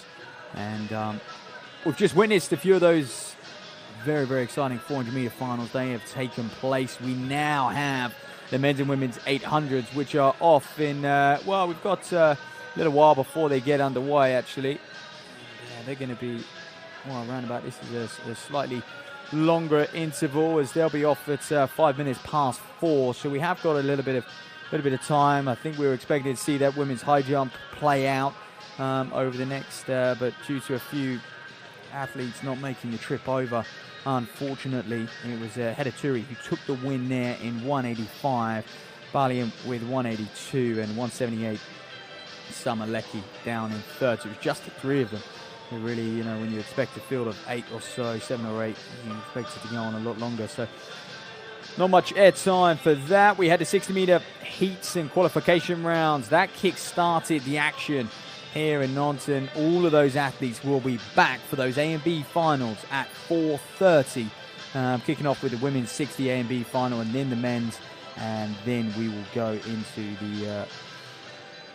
the hurdle finals as well. And there will be at 5 o'clock that women's 60-meter hurdles B final, and 5 minutes later the A final. A couple minutes after that, of course, the men's B final, and then to crown off the action at 20 past 5, that men's 60-meter hurdles A final. It's so often the you know, those hurdle races are so often the star of the show here in Nantes as well. I remember last year, you think about just Kwame and the athletes that we've welcomed and what they've done.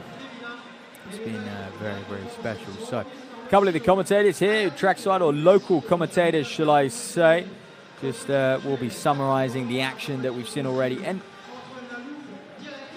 France, a track and field nation, which is just growing and growing every year that goes by, and they've showcased really the power of hosting a home games. And I think if there's any other nations out there who are, you know, bidding for an Olympics, they're showcasing why it's important to do so, especially for the sport of track and field. And I'm sure it is the same, and it filters out across all other sports as well. And this is the award ceremony for the women's 400 meters. Winner of that being Eva Santillán of Spain. She'll be announced on top of the podium here. You can see a big step up for her, and what a run it was indeed. 52.83, season's best. Not far off that meet record, Maraval of 52.58, but it's not all about times, and especially this early in the season. It was a fine run, and she held off some absolute A-listers behind her as well in Van der Broek of Belgium. And alongside Mangonier of Italy.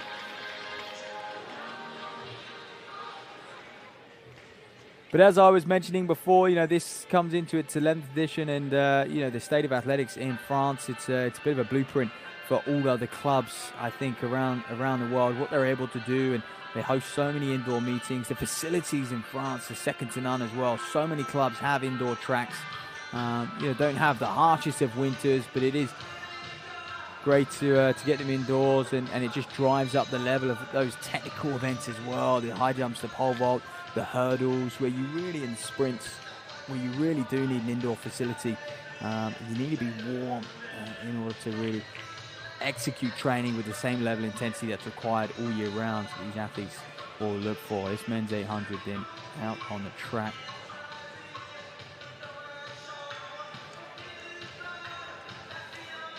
Certainly looks like they are getting ready to go. They've got a few minutes. Whether they bring that race forward, then they would have been in the pen waiting.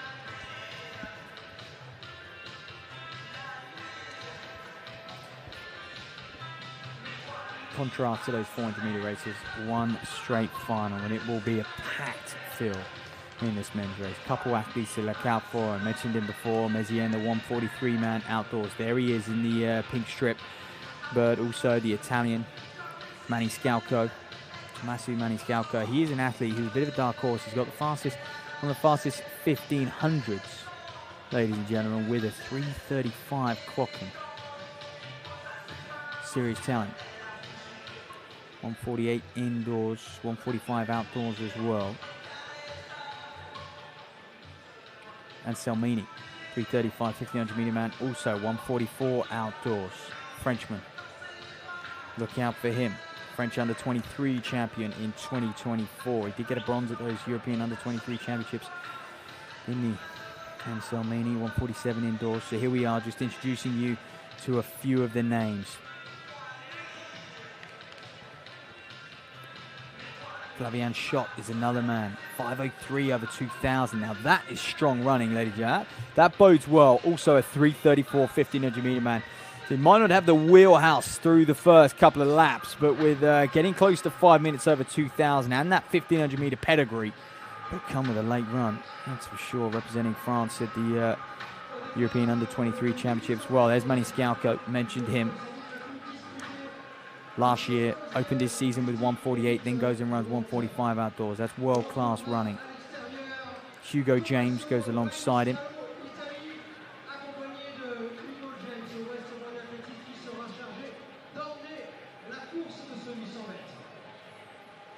So watch out for James. He'll be he won't be starstruck on the outside, but he'll certainly know the level of athletes to his right and left. Mezien, the guy who performed very, very well in 2023, perhaps didn't have the 2024 he would have liked. You know, when you run 143 that following season, being the home Olympic Games, you're thinking, can you push on? But sometimes the pressure and can get the best of you. And the expectation as well. Mark English, a very, very experienced 800 meter man, having one of his best years to date last year as well. 144.5 outdoors, semi-finalist at the Olympic Games. Well, Schott and Selmini, those two having a little bit of fun. They know each other well. Look at this, introducing each other. It's what we like to see, the two Frenchmen who are, you look at the 1500 meter lists in France, and they are right knocking on the door. Can they qualify for a World Championships or Olympic Games over the next 3 to 4 years? And Selmini's been there and done it at under 23 level. Now can he do it at a senior level? And as well, so has Schott. Pernicki then, the Italian. Another man to look out for, 147. And right on the inside then, Corteza is going to have to get out strong. Strong season's best already with 146.8. One of the few men in this race to have opened his campaign. So away we go then in this men's 800 meters. It's going to be absolutely frantic. Hugo James, I believe, might just pace them out on the outside. He's going to have a job at just getting to the front of this one. Look at Corteza, absolutely blitzed through that opening. Oh, we've had a fall already. Who was it? I haven't quite managed to identify. Now that's a real shame. I think it was Maniscalco of Italy who has fallen, and they are powering through this opening to 24.1. Quite frankly, that is ridiculous, ladies and gentlemen. That is very, very aggressive running, and I'm surprised we had a fall. It strung things out, though, and it had to be strung out. With this many men in a race indoors, you often see it. It adds to the excitement, it sure does, but for some of them, it can cause drama. Maniscalco's race is over here in France. Well, Mezien is sitting a little bit further back. You can see him in the pink. He's in fourth. He's going to have to start to move up 50.4 at 400. And the whole field is coming back to the likes of Mezien and Mark English, who are just moving up nicely in kind of third and fourth at the moment. And it's getting bunched now. It really is. You look at Corteza, and Selmini's another man that we need to watch out for on the outside. And Mezien surely is now going to go around Corteza. He is. He's going to drift to the front. Mark English is going to give chase. This is a good race from him. It's all panning out how you'd want for English. Can he put the Frenchman Mezien under pressure in that final 400? If not, he's going to be rewarded with a very close to a lifetime best. Can these men break 146? It would be special if they did. Crestin's meet record 144.9. Mezien is capable. Can he hold off the fast finish in English over the final 50? It's going to be Mezien on home soil who's going to take it just 145 high, 146 low. The unofficial time, and that was a brutal way to run an 800 meters. 24 through the opening 200, 50 point at 400, hanging on for dear life at 600 and just about getting to the wire. Welcome to 2025, Yannis Mezien. What a way to start this new Olympic cycle. Well, Pernici was in there as well, wasn't he? And Salmini, Magnoy. Shot, we'll have to look at the results a little bit further back. But was this the opening 200? This was the final 200. What am I on about? Mezian just managing to hold off English. That's a good opening run for Mark English as well. His lifetime best, 146 low. He's right near that. One of those races where if you were up there, up at the front, then and you got a clear run, it was all right, but further back, it was just a little messy, wasn't it? It just slowed up. But Dudica, goodness me. The Czech athlete, season's best, 148.0. Boy, did he make life hard for him. Well, Panicki being rewarded with a lifetime best, and Salmini as well, 147.09. And we know that European standard, they're going to be there or thereabouts. They're going to have to look to get below 146.4. I'm just looking now. Are they going to say that's a meet record or just a winner here in the 800, which is special nonetheless?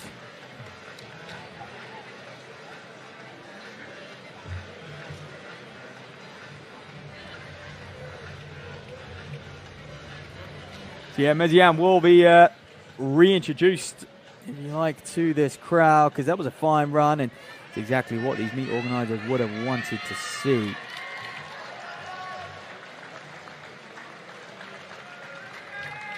Taking off that European qualifying stand as well. Let's hear from the winner of this men's 800.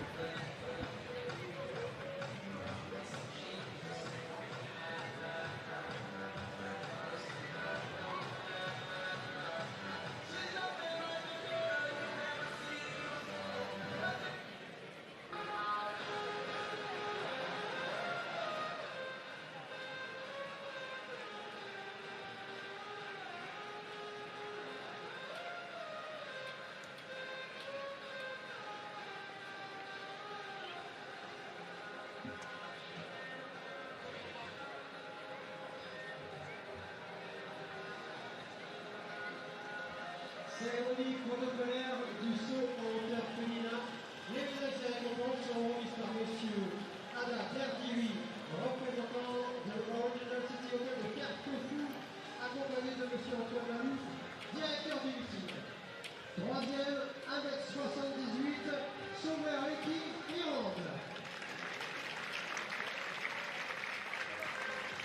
But there you are. You heard from Yanis Mezian, who's on a bit of a redemption path after missing out on those Paris Olympic Games despite being a 143-man over 800. That's a good start to his 2025 campaign. Mark English in second, 146.4.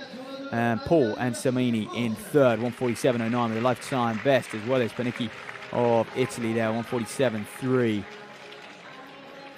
And a few more lifetime bests further down, and you can see Hugo James, obviously the pacemaker, but yeah, Maniscalco didn't finish, unfortunately. Fell early on in that first 120 meters of the race. But the chaos of the men's 800 meters has unfolded, and we will now cast our eyes to the women's 800, due up in just a few minutes time.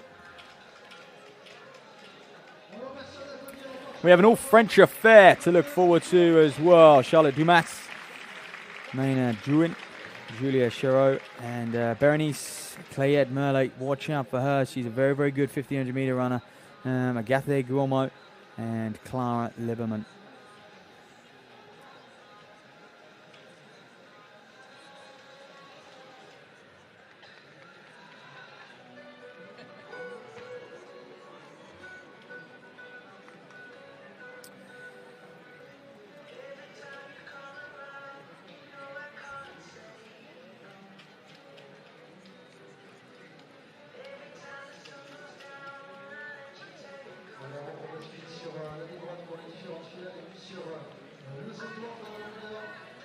You see those women pretty much down on that line to the bottom right of the picture, prepared. Long jump is just one of the final field events to get underway will be that men's long jump final. That'll be off in just 10 minutes or so time. And a big field in that one, so we're looking forward to seeing what that brings. And in fact, it looks to be underway already, is it? Vladislav Mazur of Ukraine go lifetime best of 8:14, the Ukrainian. He really is one of the heavy hitters, as well as Gerson Balde of Portugal. Both of them soaring out to 8:14. Lead the way on paper. Will they lead the way here in Nantes? That'll be the question. And Balde is the world leader. You can see a 2025 with that 8:11 mark of that season's best. And it is good in a year where you've got the European indoors and the world indoors, of course. It's encouraging. So you are in this women's 800 meter field. You can see won't quite be as packed as the men's. And still, not to offer. Berenice Clayette-Merle is really one to watch. 2:41 opened her season with 1,000 early on, which is world-class running. To be fair, you get near the 2:40s. But has started to chip away at her times. Here's Lieberman as well. She gets introduced to the crowd here.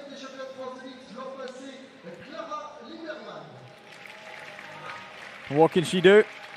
Opening up her season, 2:03 indoor best. Well, Gourmand, 2:02 is a very, very accomplished French international. We know that much. Time and time again, turning up on the circuit and competing against the best. And she'll be excited to, well, at the very, very minimum, can she win this one here? Well, here's Berenice Clayette-Merle. Looking out for her as well.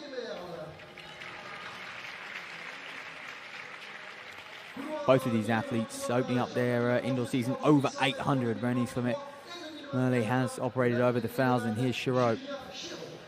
Julia Chiraud, 2:04 lifetime best. Evenly matched in this women's 800.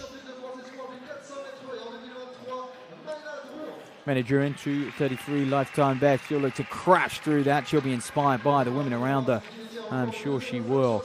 And right on the inside, then Charlotte Dumas, 2:05. Another athlete who will look at this field. If I can hang tough, if I can hang with them, I'll be on course for a lifetime best. 2:05. Good domestic running, that's for sure. Gourmand, sub 15. 1,500 meter running. 9th in that Olympic Games final. What an Olympic final that was.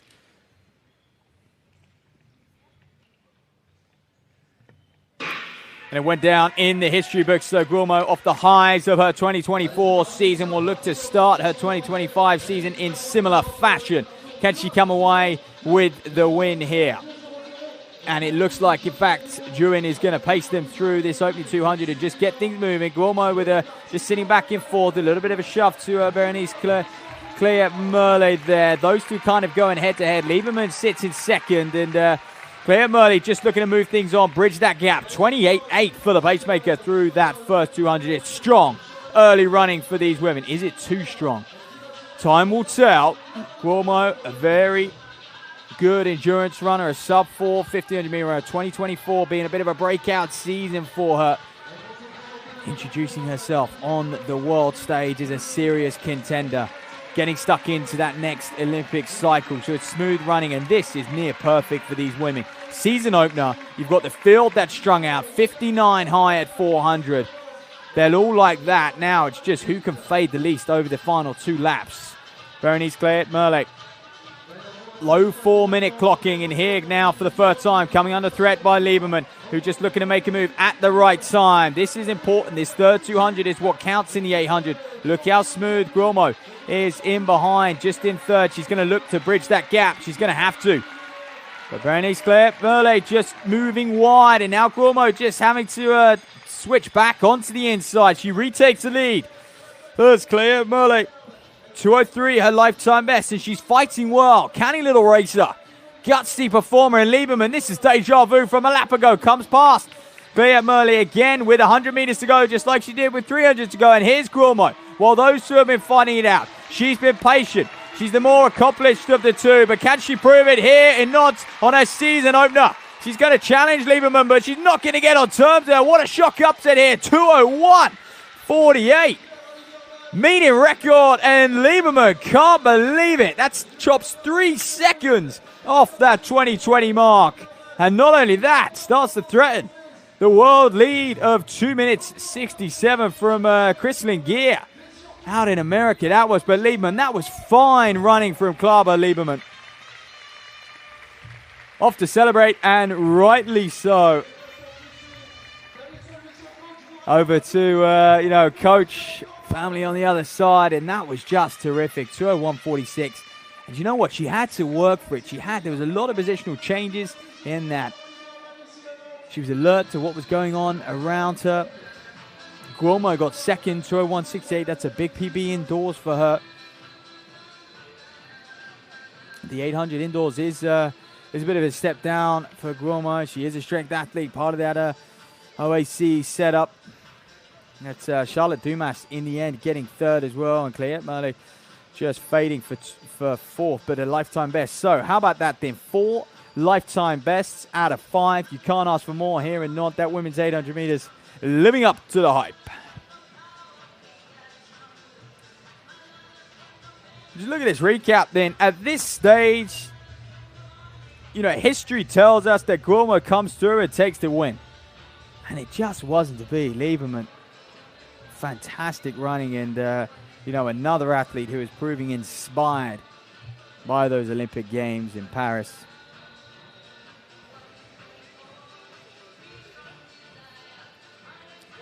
There's confirmation of the results. Like I said, 4 PBs from 5 in January. Wow.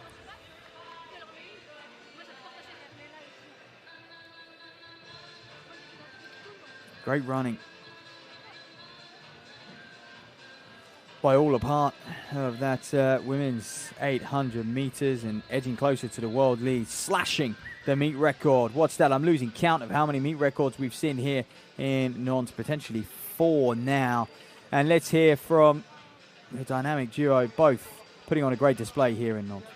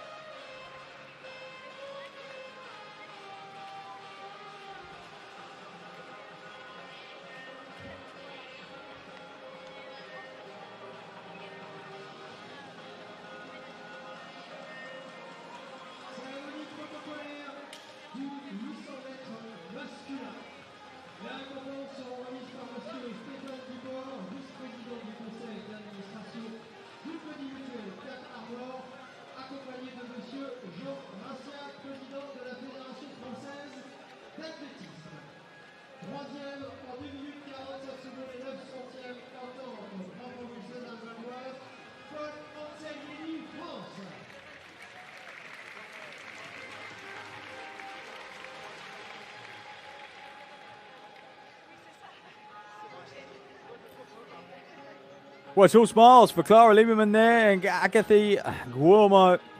Those two going 1-2 in that women's 800, having a great battle all the way to the wire. Slashing the meeting record of 2:04 right down to 2:01. And that concluded the middle distance action here in Nantes. Next up will be 60 meters, ladies and gentlemen. We have the women's 60-meter final kicking off at 4:30. Just after that, the B final, then the men's final. Just the one final for the men, and then we've got 4 finals in the 60-meter hurdles for the women and the men, both each having an A and a B final. And there you go. It was a meeting record for Klara Lieberman. with the victory there. That women's 800 meters. So, well, what a time it's been here in Nantes. We're coming into our final hour, and hopefully we can start to follow this men's long jump competition. Should be getting underway very shortly indeed, as I think we'll be introducing a few of the athletes. There's a few award ceremonies going on down there as well. And might be a good time to start talking through some of those European, if you're watching this, those European indoor qualification marks. I mean, over the 60, 660 for the men and 720 for the women would qualify, well, would bag themselves an entry standard into the European indoors. Of course, they'd have to go through the qualification process through each nation. And those domestic championships, the 400, 46.20, 52.10. And the 800, 146.4, 202.2, 1500, 337, 408, and 743 and 848 for the track events.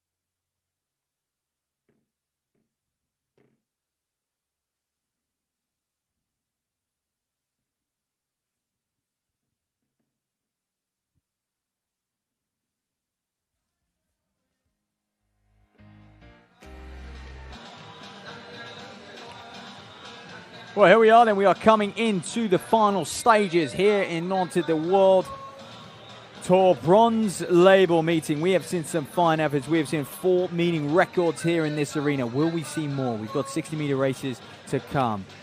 2 60-meter finals. 4 60-meter hurdle finals. A and B final for both men and women as well. Before we left for the break, I was just discussing through some of those European indoor qualification marks. The deadline to achieve those European qualification standards is the 23rd of February. And of course, the championships being the following week in Apeldoorn in the Netherlands. And it comes at a year where the World Indoor Championships is also in March. It will be 2 weeks after the European Indoors. The postponed 2020 World Indoor Championships finally taking place in Nanjing, China in 2025. Goodness me, COVID was a strange time for all, especially in the sports community and those following track and field, athletes and fans alike. Well, let's familiarise ourselves with this men's long jump competition then. It's just about to get underway. Vladislav Mazur, 8:14 lifetime best, 7:51 season's best. He's one of the heavy hitters that we expect to see go far. But we do have the world leader, Gerson Balde, 8:11, his world leading mark, and he goes in this men's long jump competition. So to have very best in the world, is quite special. His lifetime best of 8:14, edging closer and closer to that. That's about to be introduced to all of these men.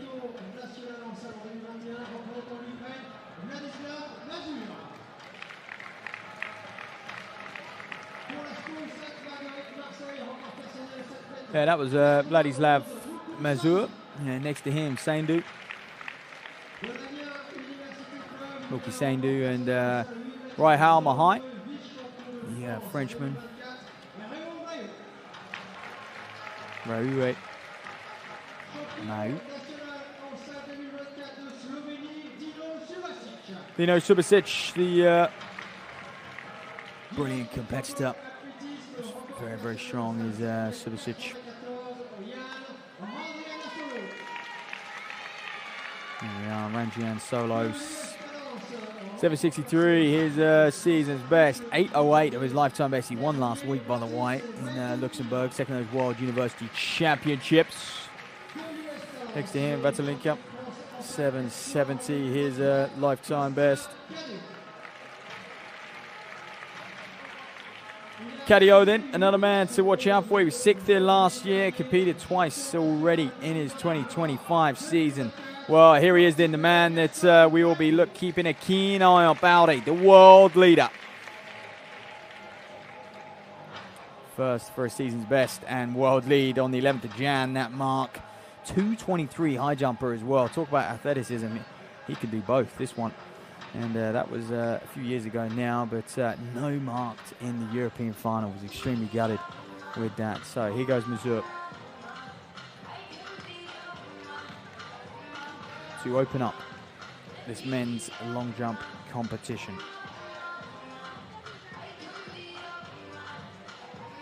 We expect it will come to a conclusion around the same time as those 60-meter races.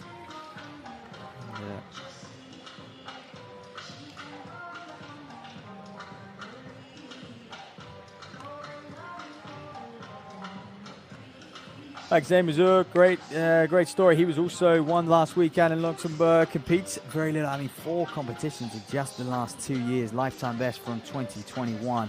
He was 4th that year, by the way, in the European Indoor Championships. If that says anything about what he can do today, how it will shape up his indoor season.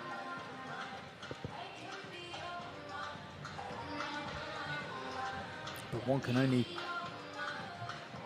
put the facts that he hasn't competed very much down to injury over the last few years. And it's difficult when athletes are injured that much and have so much time away from competition. It makes it a big deal when you do compete. Sometimes can just add that little bit more pressure and nerves to it. But here he goes. Vladislav Mazur of Ukraine. Oh, that's a good leap to start things off here in Nantes. That is fantastic. He's going to be well clear of 750 by looks. If the camera angle is being kind to me, but that looks closer to 8 meters than it does 750. So he could well have just soared beyond his season's best mark of 751. And like I said, a man who doesn't get to compete that often, despite showing what he can do with that 8:14 lifetime best. Gets anywhere near that in his first few competitions of 2025. Well, he'll be excited what the outdoor season may hold, as well as the indoor, if he can stay healthy. That's the big one, isn't it? So Vladislav Mazur, we are still waiting for that mark to come up on screen. Patience. And I've had confirmation 744, so not quite as big as I first thought. Easy to get carried away. Well, here goes Saindu. Muku Saindu.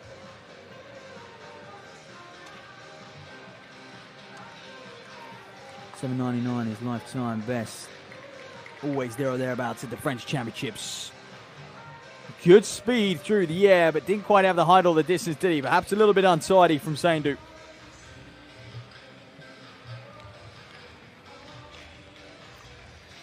But he's a man who is right on the cusp of that 8-meter barrier. And it is a barrier.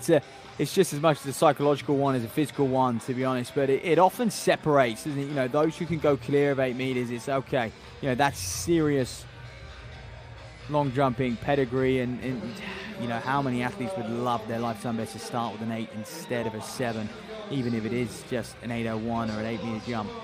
It just kind of puts you into a slightly higher category of vaulting, jumping, sorry. 695 to open his campaign. Certainly that camera angle making it look a lot further than that. So Rahim Mahout, French athlete, French Polynesia, national record holder there. What can he do? 8.02, his lifetime best. Get to open up his outdoor campaign.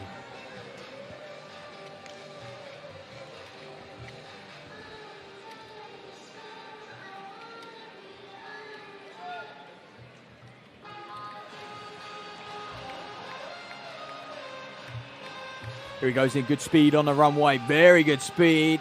Jumping with a hat, that's not something you always see indoors, but whatever makes these athletes comfortable. They'll often have little sort of lucky charms, won't they? Can be a little bit superstitious, athletes typically. Anything for a slight advantage.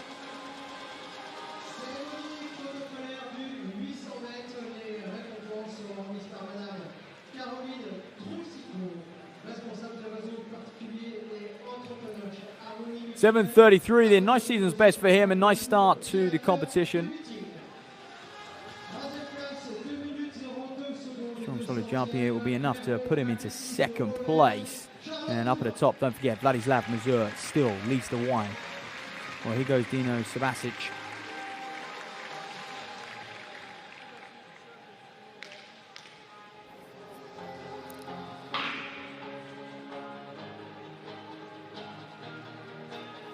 Sabasic, third at the Zagreb Open just last week. 4 times national champion in the long jump, indoor and out, don't forget. But he's a bit of a regular on these World Tour circuits, but he's always there or thereabouts. Yet to really get out there and win one. So, what can he do? Can this be his day? Good jump for him. That looks like it might challenge for the lead. Foul early on then. The long jumping event, which was, boy oh boy, was it... documented a lot over the last year, coming out, you know, how world athletics may well be changing, the way that the long jump is carried out with a takeoff zone instead of a takeoff board, and a lot of athletes had something to say, and was it just spoof, or will we see it unfold? We saw a couple competitions which trialed it last year, and how long will it take to sort of introduce these changes to an event? And I think a track and field is a sport which is just steeped in history, and it is steeped in record books as well. Like, we rely so much on reference points, you know, over the sprints, over the, you know, technical events like the field events as well. And I think when you change the way an event is done, you just lose all of that history overnight. And I think that is sometimes a shame, and I think that is what a lot of people have reservations about changes in any sport, whether it be track or field, or you know, or team sports, or any Olympic sport out there. But, you know, I think there is a constant battle as we see Ranjian Solo get his competition underway. There is a constant battle around the development of sports, and you know, you don't want to get left behind. How do you appeal to the masses and bring in a new audience as well as please the old? And it's just it's a constant headache for those at the top, that's for sure. Often fans scream out for change, and when it's thrown upon them, they're the first to moan as well. But I think it was safe to say there was an overriding party that were against the long jump and the triple jump changing for a takeoff zone. It really would take that skill element out of it. And as a viewer, you're watching exactly the same thing. whether it be, you know, the takeoff zone or the takeoff board. You really are watching the same thing play out. Many up in the stands can't, you know, on TV it's difficult to see the board and those finer details anyway. Okay, then next on the runway, Vatsalukina. Matthias Vatsalukina, oh, he's run through that one. So, slow start for him.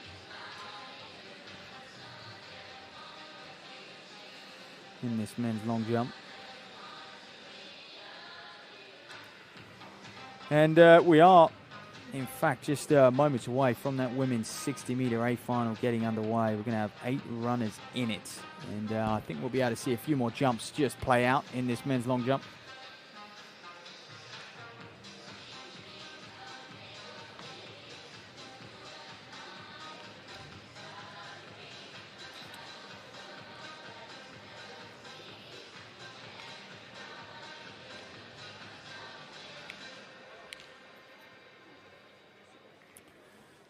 There was no questions about a distance or anything like that as he fouled through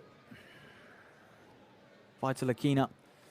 Sees Vatsalukina as Caddio gets ready to start his series of jumps here.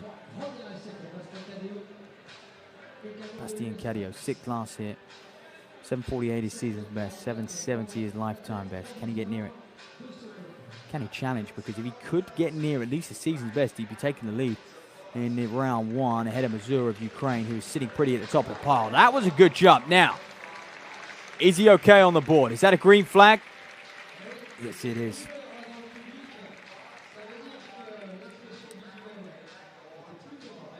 He saw that. I think this could well challenge Vladislav Mazur's 7:44 lead at the moment. Caddio, he's anxiously waiting to find out what it may be. And this is one of the things, talk of the changes that they wanted to improve on a world level for the viewers at home and in the stadium, is the speed in which we get these results coming through. On my screen, no 7:60. On yours too. There we are. Big season's best for him. Getting up near towards that lifetime best as well. And punches way out into the lead. However, will it last long? Because guess who's next? The world leader himself, Gerson Baldi.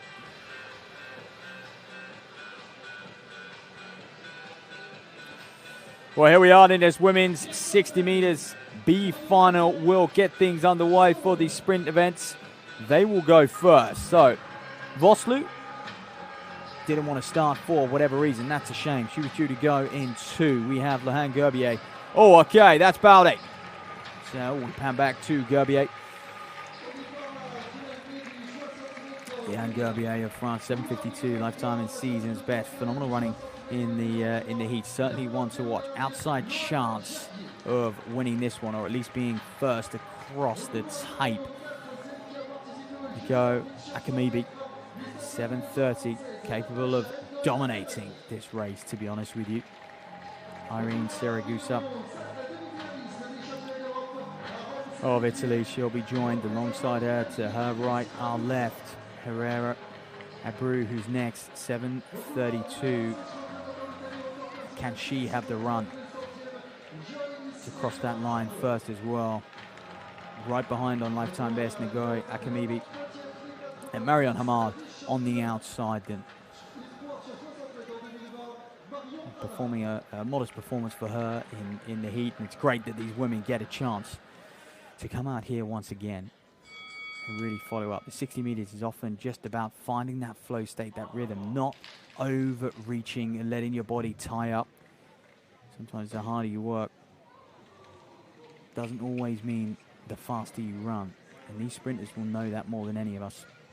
It's all about relaxation at speed. Let your body do what it's trained to do. So, Gerbier, Ngoe Akamibi, Siragusa, Herrera Abreu, and Hamad. So look at Siragusa, that's a good start from her, but Ngoe Akamibi is streaking away from the rest of the field. No doubt about the winner in this one. Crosses the line, 7:43, edging her season's best down unofficially. And boy, oh boy, was that a competent, assured performance from Ngoe Akamibi. Look at that, season's best, 7:42. Then it's been, the official result has come through. She'll be very, very pleased with that, and perhaps a little gutted to have missed out on that A final. But, well, as if the start wasn't good enough, she was able to streak clear up into her running. Very, very confident. Perhaps tying up a little bit, the two Italians to her right. Ooh, it's going to be tough to separate them. They were just coming back, but the 60-meter race, there was no doubt about the winner. So Nagoya Akamibi. Top in the table, 7:42, and she'll now look to see how she would have fared in that A final despite missing out on it.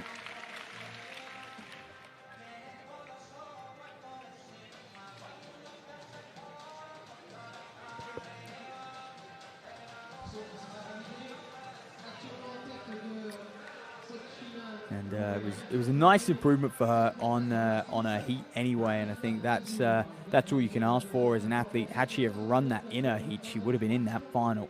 But maybe the others will be able to take it up a notch as well. As you can see them preparing down as we turn back to this men's long jump competition into its second round.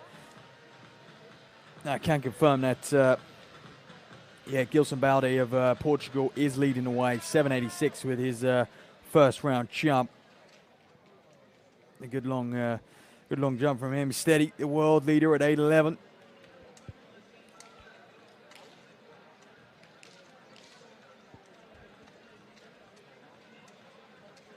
And he's just started to find his feet a little bit, is Balde, and if he can sort of build over the next few years, he's certainly going to be a force to be reckoned with in the men's long jump as it develops. It's 8:11. Yeah, you surely think that world lead is under threat every day that passes.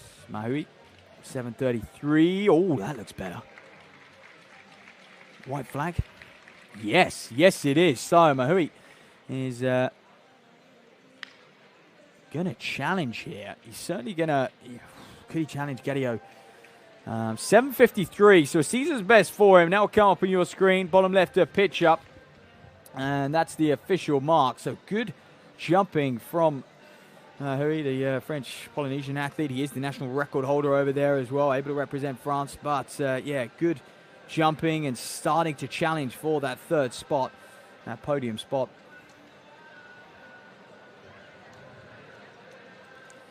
If you like.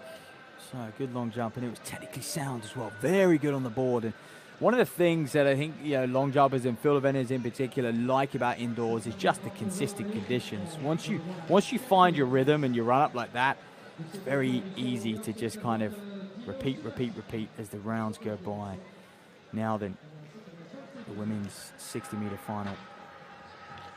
A final set to get underway. Lucy Jean Charles on the inside. Naomi Risquate, what a run she had to punch above their weight and qualify for this final. Mallory Leconte as well looked very, very smooth in qualification. Remlinger. Many of these athletes featuring in that French 4x1 quartet out into the Olympic Games in Paris. But Jean Charles here on the inside. Wrist weight. So tight. Got 5 women all in the 7:30s. It's going to be come down to the wire. Marie-Ange Remlinger, 7:33, season best and lifetime best already this year. Very, very good qualification. Well, this lady perhaps looked the best of them all. Alana Oleri in qualification, she ran 7:32. Nice season's best, has got more in the tank when you look at that lifetime best, compare it to that. Rosalina Santos, another dangerous, very, very dangerous 60-meter athlete as well. She was sick here last year. She's surely going to improve on that. And Levida, France on the outside, did very well to sneak into this final. 7:48 she ran in qualification, and so did this lady, Richard Mingas. Phenomenal 100-meter runner.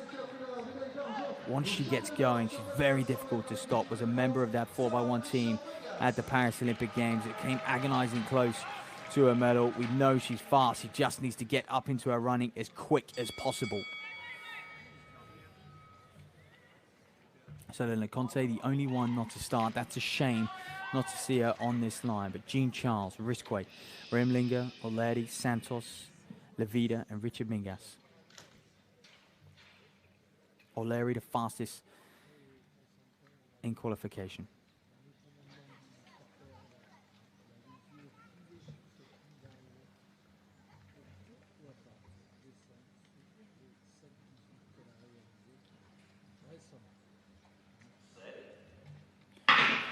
So Orlan Olietti's strength for qualification was her start, and then she got into her running and pulled away. Is she going to do the same here? Yes, she is. She takes it on the line. It was her race.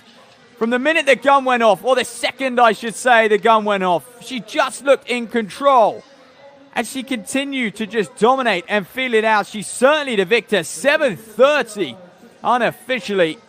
And that will take a few hundredths of a second off her season's best here. And, well, when we saw her in the heat, we thought she's going to be tough to beat in the final. And she's come back here and delivered once again. And Remlinger, did she get second place? Let's see who else had a good run. This is be good to watch this one back. But you could just see here, the start was strong. Even though Risqué had a good start on the inside, she just never panicked. Got into her running. She knew, I get into that top speed as relaxed as possible. This is my race to lose. And Orlan Olieri, great running, and 7:30. She's been at this meeting time and time again and continues to deliver in the 60 meters here in Nantes. Well, we're still waiting. So the only result confirmed is O'Leary. But yeah, Naomi Risqué actually, massive lifetime best for her. Second place, 7:34. We're seeing this come through on my screen now. Remlinger in third, 7:35. Rosalina Santos, 7:40, a little way off her best. Here you are, joining with me, Sarah Richard Mingas in fifth, Lucy Jean Charles and Marween Levita in seventh, 7:52. So only the one lifetime best, and that came for Risqué. She started very, very well and deserved that. But you did just feel, even though her start was brilliant, that Larry was just going to eat her up over the course of that 60. And boy, did she do that. Let's hear from the 60-meter winner.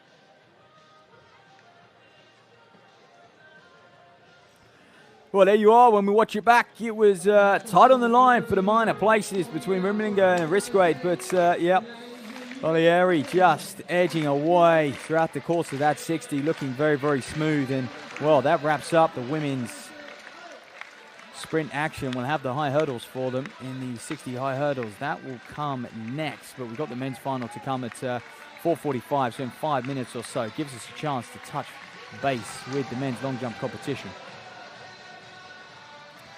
Baude unfortunately fouling then in his second round.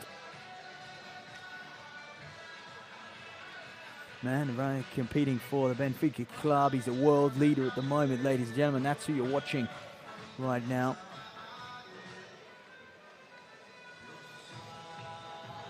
Oh, talk of fine margins. And that might be why we are seeing a wry smile from him. That is minuscule.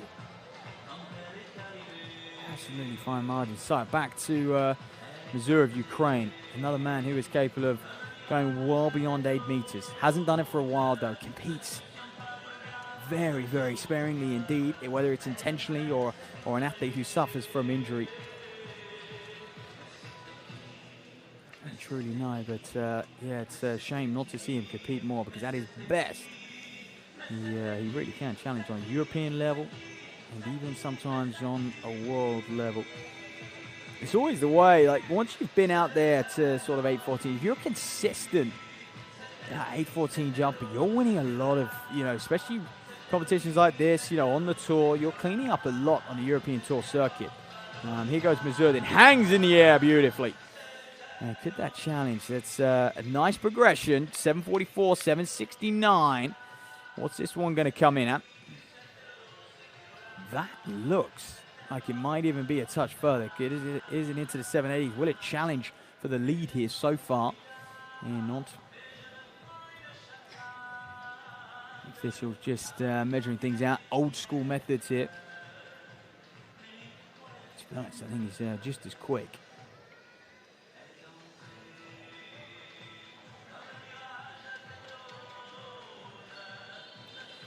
Talking perhaps need to lift himself even more. He did well to hang in the air, and yeah, 769 season's best. We'll see what that official 767 I've got on my screen coming in at that third round attempt for Mazur.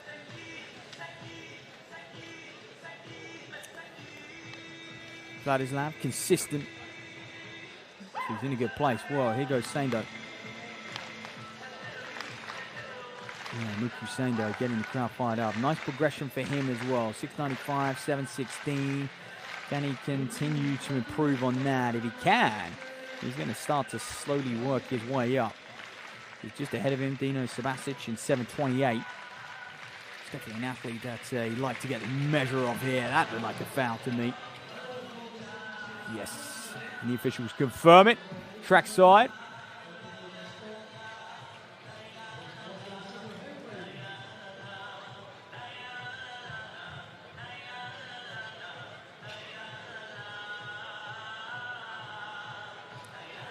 You can see just coming way over the line there. And yeah, one of the things I touched on earlier is these field eventers do like the fact that the conditions are consistent from arena to arena and competition to competition compared to when they're outdoors. They can have a big following breeze, of course, to really get those long marks achieved and put on the boards. You really do have to have a slight following breeze to help with that speed on the runway and hanging in the air as well.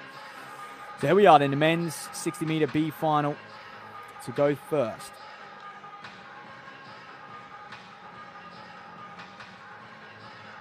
So there's been much confusion, in fact, throughout the afternoon whether these men will have a B final as well as an A final, and they hadn't scheduled one in, and then they have. But yeah, here we go. Certainly, we got a B final on our hands, but I'm unable to get the start list for it. So just have to work with what we got. Velnum will go in 3, and then Prime will go in Priam. Apologies, Emery Priam will go in 4.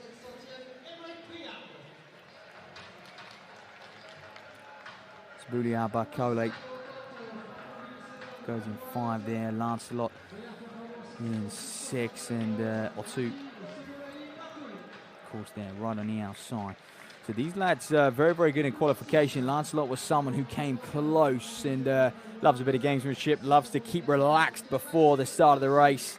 And him and Sabali Bakole lining up next to each other in those heats as well. Well, home colours, home club. Dejan Otu, what can he do? 686 lifetime best. Now's the time to turn up, if ever, in front of a home crowd. Helen on the World Tour. Albeit a bronze label, he'll know how much this means if he's able to punch above his weight and win here. All eyes on the middle there, lane 5. Sabiane Bicole. Lancelot on his outside. Priam and Velnum.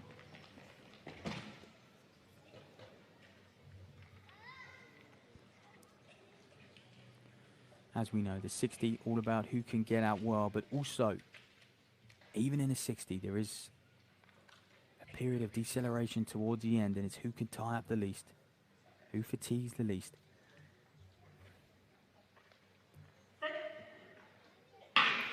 So where they go then? Ooh, false start. Now that's tricky because I didn't see anything myself.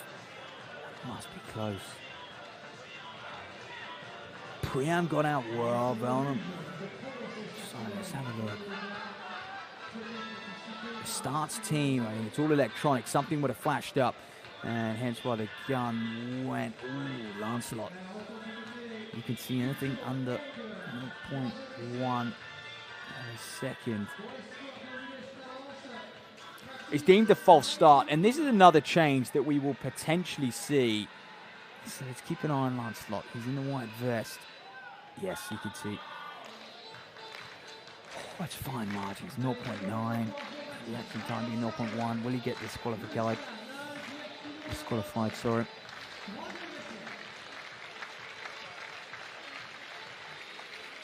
Well, Evan Nervous Wade, ironically, he was the one who seemed most relaxed before the start of this men's 60B final. He's sort of playing the air guitar, enjoying himself out there.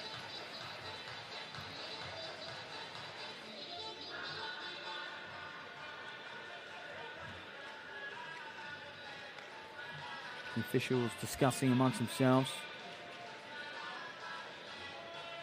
Here we are.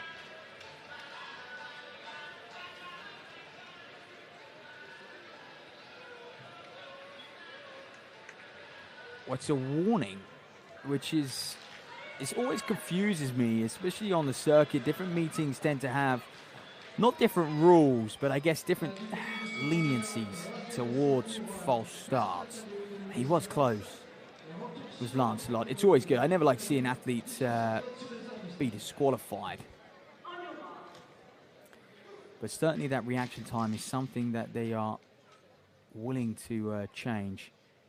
And we saw it play out at that track lab meeting last summer.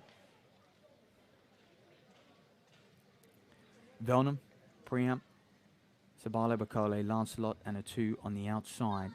Those are your 6.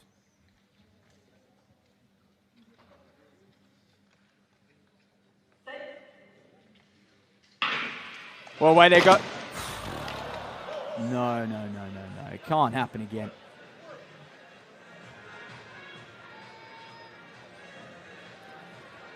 Tough for these men, because you think, with it being a 60 and so short, just the fact they've been so aggressive through that first 10 meters before that gun's gone off again for a false start. They kind of have two maxed out 10-meter efforts, and, the sort of neuromuscular fatigue will be starting to set in.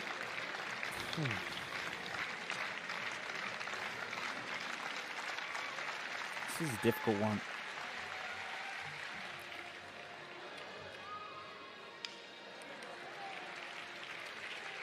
I haven't seen too much wrong with this. I'm sure we're going to get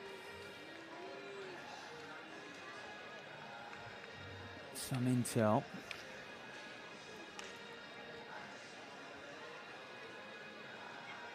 Is that another warning? Yeah, it's a warning for Priam.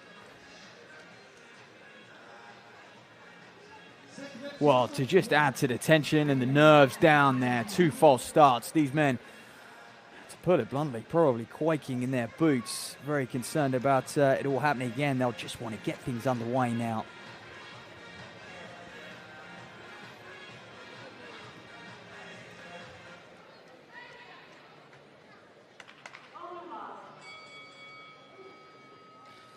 So the men's 60-meter B final.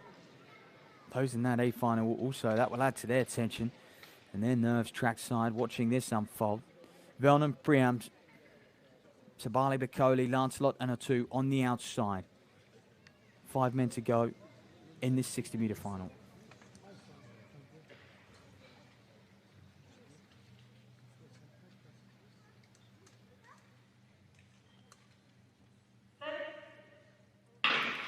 So away we go then for the 3rd time, and powerful on the inside to Bakole.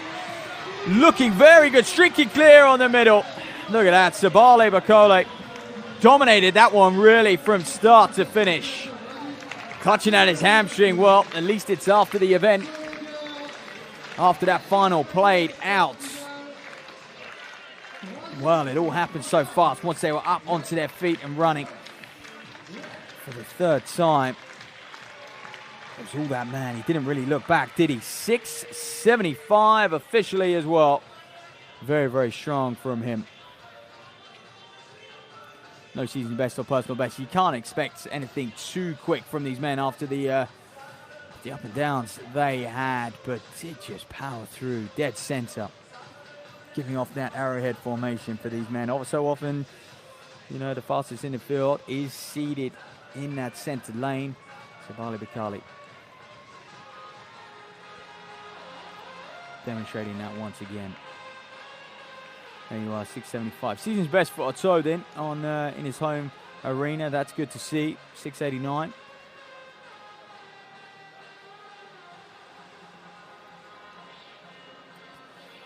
Bellingham, Lancelot, Priam, and Sabale Bakali winning that one, and perhaps the man who just managed to hold his nerves together longest, those around him, to his left and to his right, getting warnings, and they were the culprits for the false starts, but it was such fine margins. I think the officials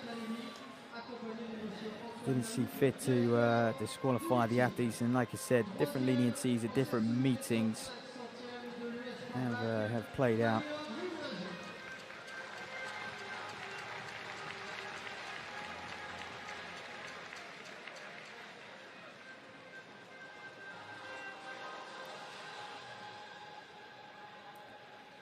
The men's 60-meter A final will be up next on the track. Then we'll have 4 hurdle finals to complete the evening, to crown off the action here in Nantes. And it's been a terrific afternoon. It's only going to get better here on the World Tour Circuit Bronze Label. If you are just joining us, feel free to go back, watch all the action that has unfolded. We've had 4 meet records already.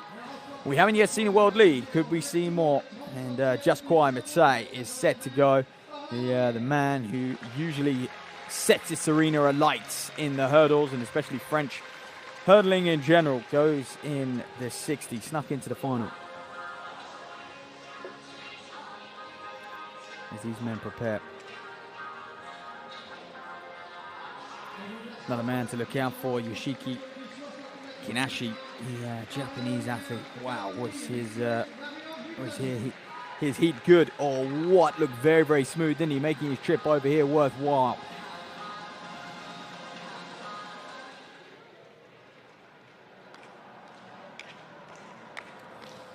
And look to build once again a challenge for the victory. Saar looked very good. Him and Cisse went head to head. Cisse, the only man to have broken 10 seconds outdoors in the 100. 9.93. It was a few years ago, though.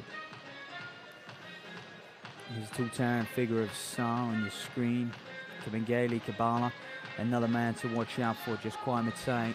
Severi will go on the inside lane. Paul Lada as well.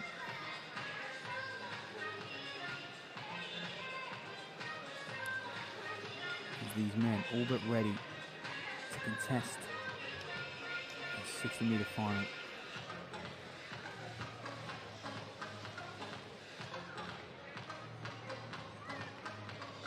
Ah, baby. You've just pulled out my Wi-Fi.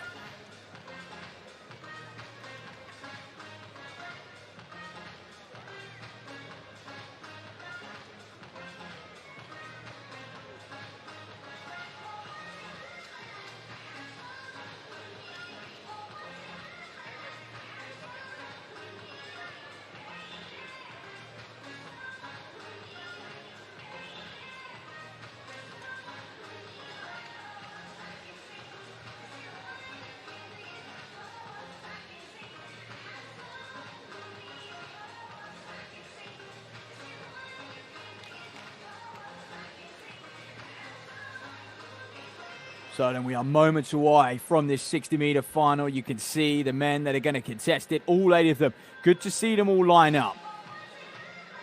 That is to the left of picture, Just Kwai Matei, 3rd at the World Indoor Championships last year. Can he go one better in 2025 in Nanjing, China? First, he'll have the European Indoors to contest. Even before that, he'll have this final to contest. 60-meter men's A final. Arthur Cisse, one of the heavy hitters. Next to him, Saar. Those two having a great, playing a bit of a canny game. Both easing down over the line in qualification. Both next to each other once again. Silveri then on the inside. Ran well in his heat. Very, very close to his lifetime best.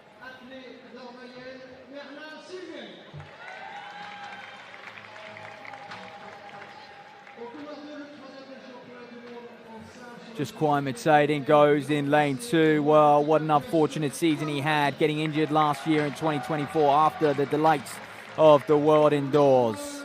He'll look to make amends in 2025. Arthur Cisse, for me, arguably the favourite here.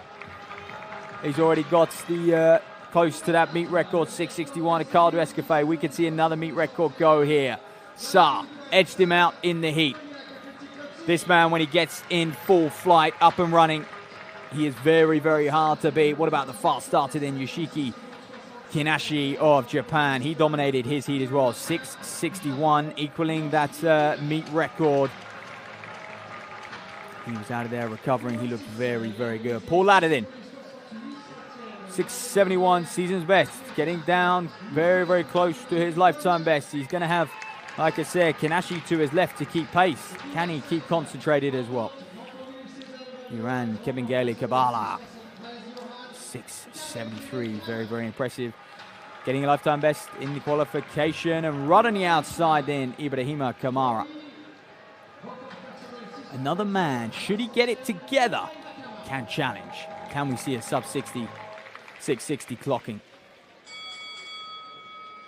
Be great to get down into the 6.5s. A lot of these men will have that on their mind. So, Silveri, Kwaimitse, Cisse, Saar, Kinashi, Lada, Kemigele, Kabala, and Kamara. 8 men to contest the 60-meter final here in Nantes.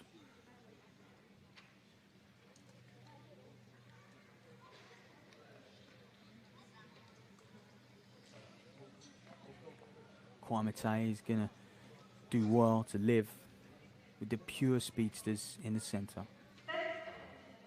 So good start, as you can expect from Kinashi, perhaps just rocking ahead a little bit. Look at Cisse go, full flight. He can't afford to ease up. Kinashi, Saar on the line. Replicated what he did in the heats, and he's delivered again in the final. Cisse's start was something special. Him and Kinashi got out so well, put Saar under pressure, but he responded and he answered. It's an equal meet record for him. Kinashi, 6:63.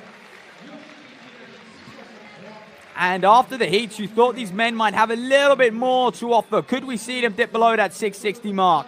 However, you can do no more than win. And so I think Cisse will be a little bit gutted. He'll be the man who will be the most frustrated. As you look at this stage, he's certainly leading. And then Saar, Kinashi moves into lead. Saar just claws his way, doesn't he? Just the longest stride, helping him cross that line for the win.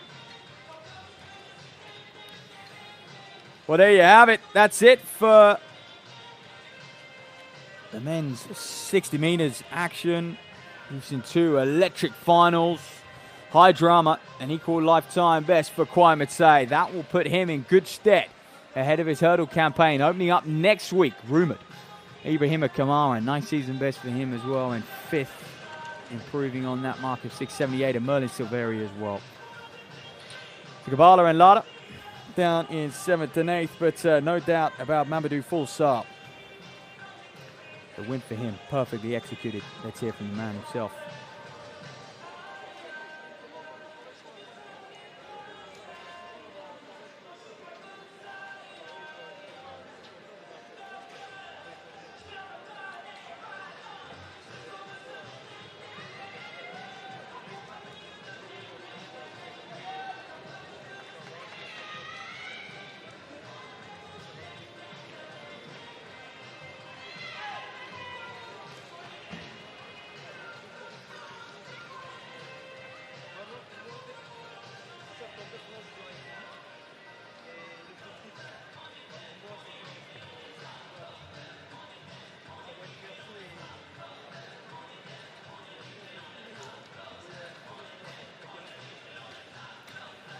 Well, Mamadou Fall Saar then comes back to Nantes and conquers once again here.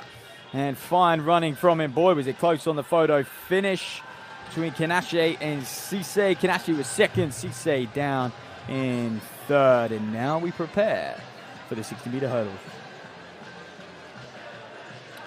Women will go first. We'll have the B final, and then we'll get into the A final as well. Cadio in the long jump, looking to improve on his 3rd place position at the moment. 7:63 season's best. Reserve just 6 centimeters ahead of him with 7:69, and Jason Baude still no improvement right at the top of the pile with 7:86. It's a mark Cadio could get out towards. That will do. It looks like a foul, though. Body language suggests it. No. All right, then. He's at a 760, a foul, and a 763. What's this one coming at? Because that looks, from this angle, tricky to see, isn't it? But it does look close. It does look out towards that 8-meter mark.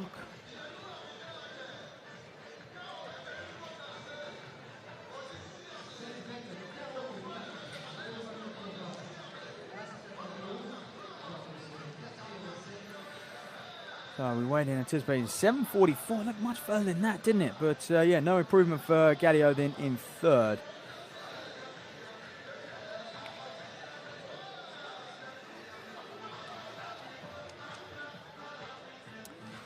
There we are. Good on the board, good in the air as well. And like I say, this angle, it certainly looks like it was way out towards 8 meters for Gadio. Into the fifth round then, as Missouri will get things underway. As winning in the background, preparing for the 6-meter hurdles final. Vladislav Missouri. Oof, good hang, but was it a foul? Question marks on the board, yes. Yes, it was. 767 for him in round 3, so no improvement on that 769. But he's had a consistent trio of jumps, barring that foul.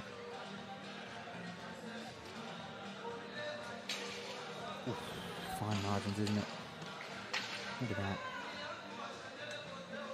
Very, very close on the board. At least the coaching staff will be happy consistently there or thereabouts on the board.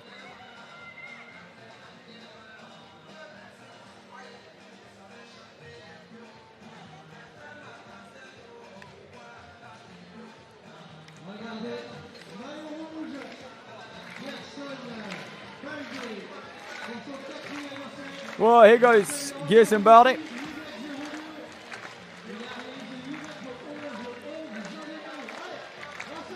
Leads the way, leads the world at the moment.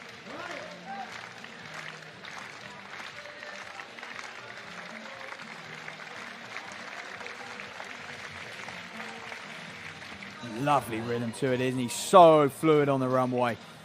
Unfortunately, a foul there, so 786 foul, 536, just a bit of a run-through on that one, and then another foul. So he's still out front at the moment. That mark could be challenged. Definitely the likes of Mizzou soared out over 8 meters before. The same with Cadio, Bastien Cadio, and you think he might have to do more. I hope he has to do more. I hope we see so better jumping from these men. A little bit of a tougher competition towards these closing stages. We go 2 rounds to go in the men's long jump here in Nantes. Had a fantastic meeting, plenty of meet records on offer. We've got a few hurdle finals to take place. And then that will see the curtain call at the end of the evening, unfortunately.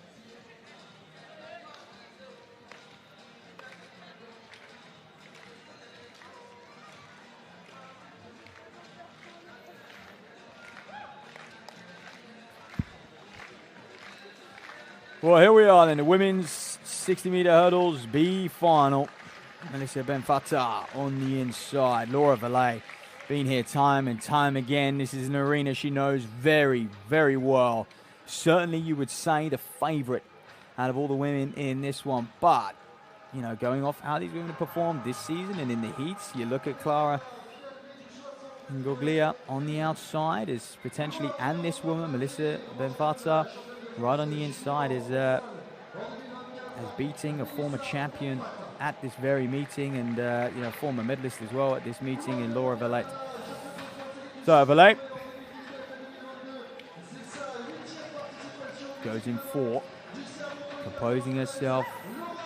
She knows the crowd very, very well, and they know her, Laura Valet. So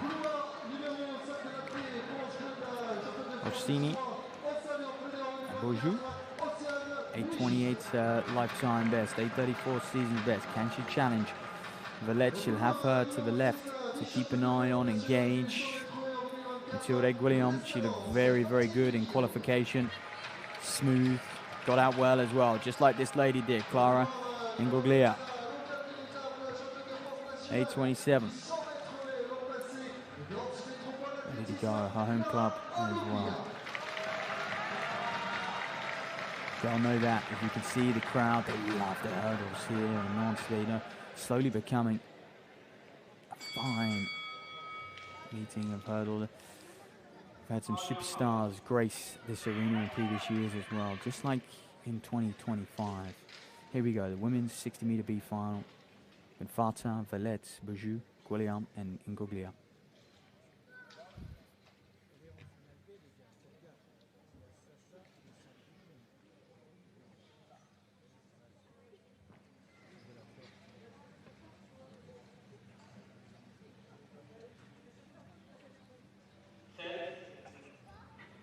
Oh, yep. It looked like Valette. It really did. I was watching 4, and I just saw a little movement before things fully got underway, and I think she knows it. The camera honing in. Let's have a look here across the line. You're looking at one in from the outside. Ooh, God, it was actually tighter than I thought. Perhaps it was because I was just keeping an eye on that lane, but let's have a look at these reaction times. And then, in fact, and now I wonder what is going to happen here. Will this be a straight red? It was a flinch more than a full-on movement out of the blocks, and that caused everyone else, I think, to go in turn just after the gun. But officials discussing.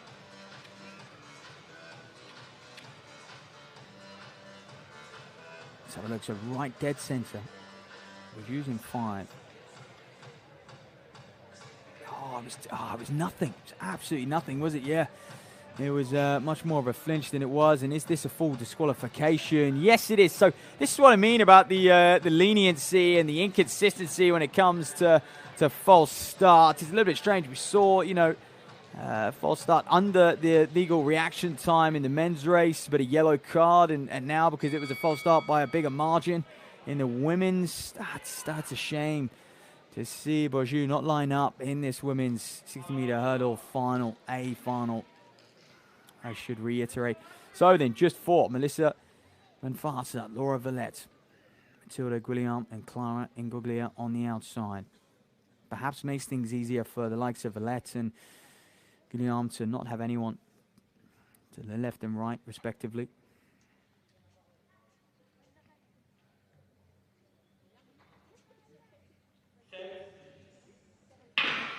So a clean start on the second attempt. Look, Valette, she's rising first at the moment. Started to come through. Ingoglia on the outside. Can she take it in front of a home crowd? Yes, she can.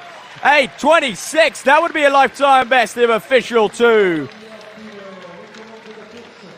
Woof. That was quite something from Ingoglia. She delivered 8:24. Look at that.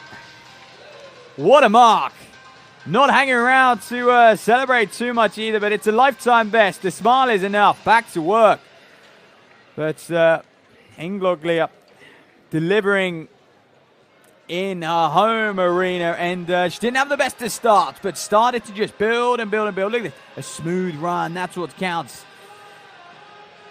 Clipping that last barrier even, but the momentum that she had at that point was enough to just carry her through. And perhaps if she had not clipped that last barrier, the winning margin would have been even more.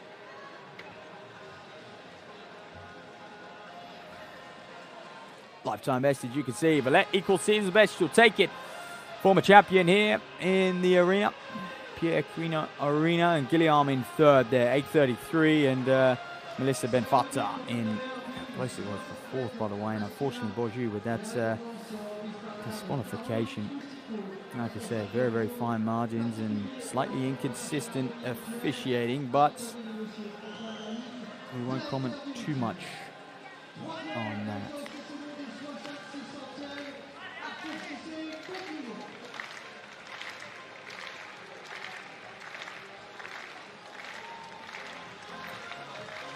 Well, it's a little bit of replay of Cadio's 5th attempt.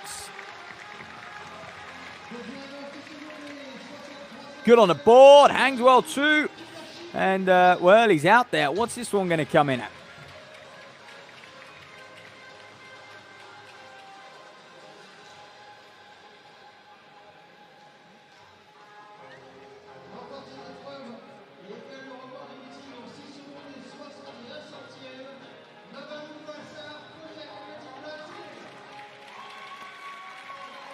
Well, we wait and we wait and we wait for Cadio's 5th round attempt. Is he going to challenge Gisbaldi?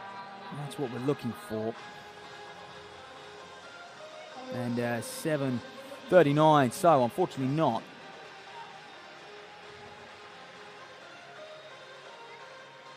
I'm just looking, I do apologize. We actually have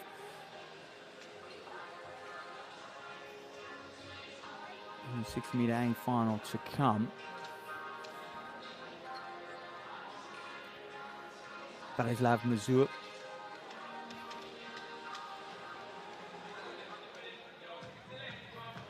Like I said, consistent jumping from him in his first 3 attempts. Is the pressure getting to him a little bit? Is the fatigue also just starting to set in? It's been a while since a lot of these men have put back-to-back competitions together.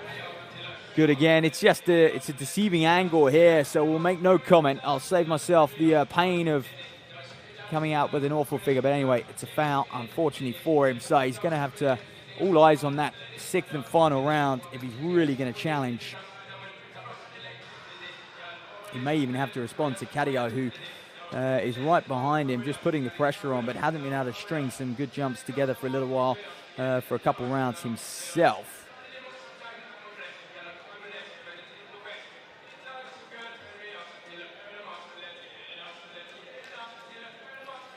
And there you are, there's the leaderboard as it stands. Gisbaldi to go next and complete round 5. Can we see an 8-meter jump at some point? Right then, this women's 60-meter hurdles A final. Here we go. Celia Chasseret.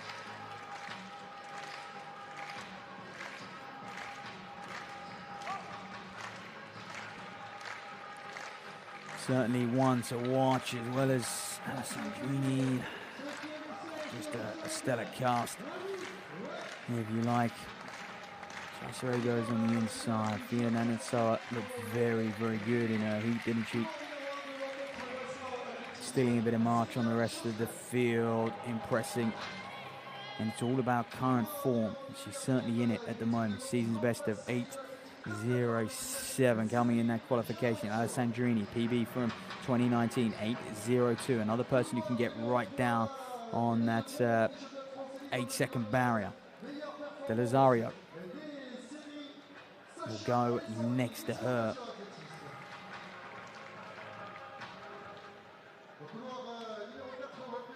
The Italian, cool, calm and collected. Performed well in qualification, was smooth. The South African is certainly one that's FRA that we watch with intrigue. Unbeaten in 4 races in 2025, 791. We fully expect her to be challenging for victory alongside this lady, Keskitalo. 4th last weekend, but looked very, very good in qualification. So did Yaraji. 8:07 in 7. And Gente right on the outside, securing a lane for this final. Having to do so with the season's best. So the women's A final with the 60-meter hurdles. This is the last female action of the World Tour meeting here in Nantes. Chasseret, Fia Nantes, Alessandrini, De Lazario, FRA, Keskitalo, Yaraji, and Gente.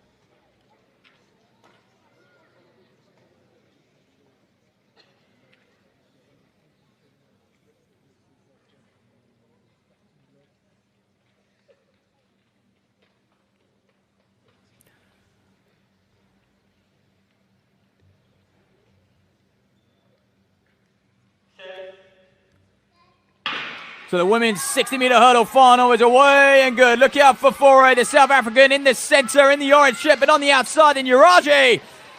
Dips it on the line, out leans potentially FRA of South Africa. And I think the Indian Yaraji has equaled her season's best, perhaps even set a lifetime best here in Nantes. And there you are, official 8:04.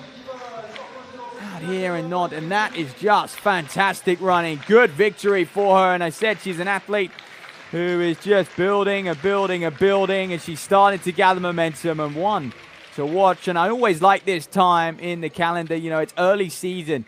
You really get to see who's wintered well, who's come off the back of 2024 with the most hunger, had the best sort of winter campaign. And you'll start to see these athletes now throughout the rest of this indoor season and into the summer and into that next Olympic cycle. But Uraji takes it.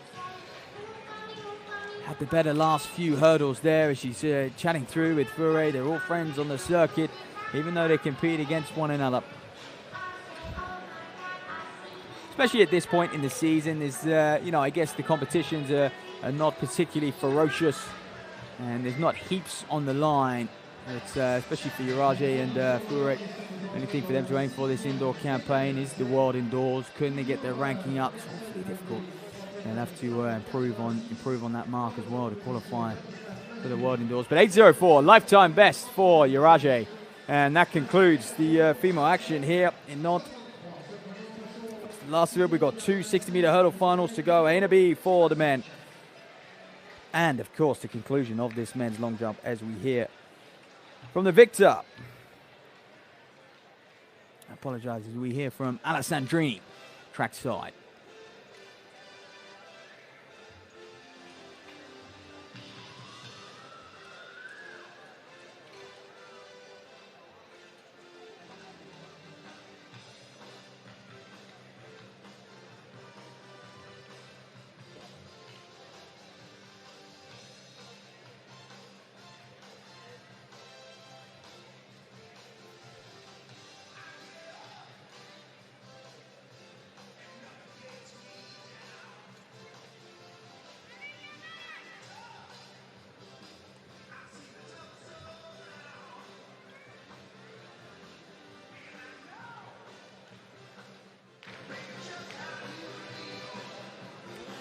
Well, there you are then. A few words from Sasha Alessandrini, getting fourth in that one, just missing out on the top three, but the first French woman home, and she'll enjoy that title. It bodes well domestically for the rest of her season, and especially those national championships in, about 3 weeks' time, 3-4 weeks' time now, depending on the exact weekends they are holding them.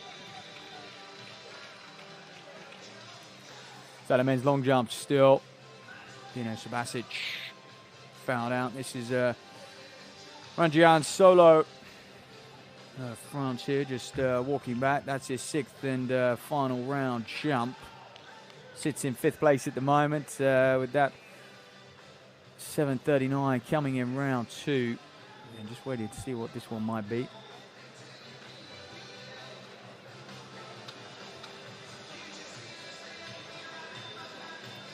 .734, so no improvement, but a strong jump nonetheless. And now we move up to Bastien Cadio.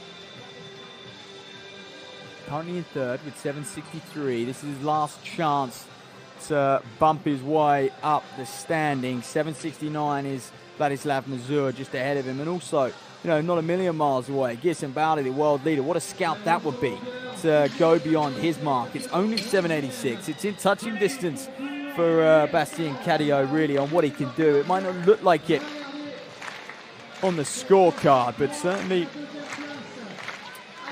his capabilities would suggest he is more than capable of going beyond that mark. Here he goes, gets the crowd on his side.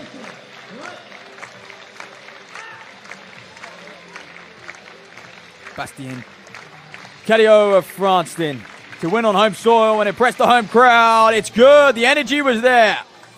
Well, he looks back. It's a white flag. And what is this going to come in at, ladies and gentlemen? Let's get it measured up ASAP. The officials will do their best to find out. Has he improved on that 7:63 third round mark? He's peering over, isn't he? He's looking at them.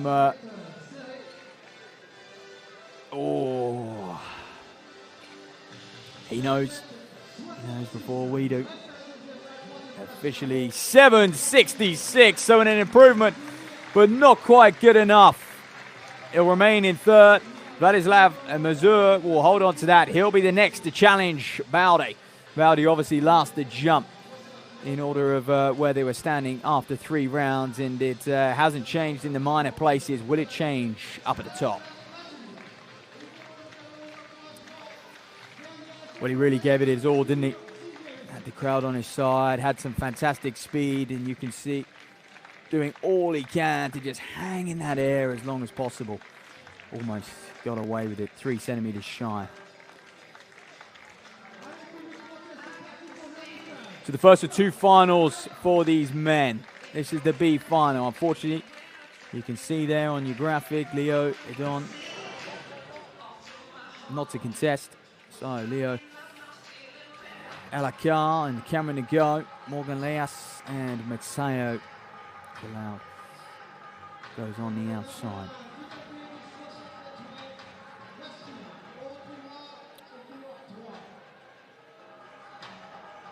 So Alakar, the fastest on paper, Alakar.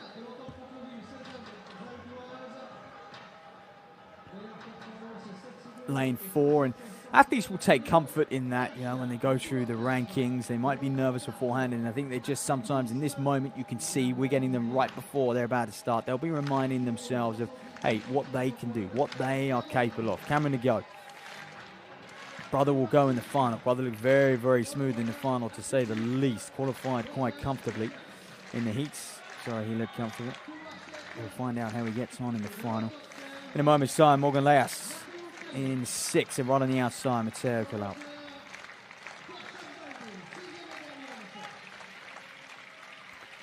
$7.93, so a chance for him to have a second run out in this B final. 4 men packed together, you can see in lanes 4, 5, and 6. Makes the competition a little bit more ferocious if they've got men either side. A little bit more off-putting. You get the pressure of head racing.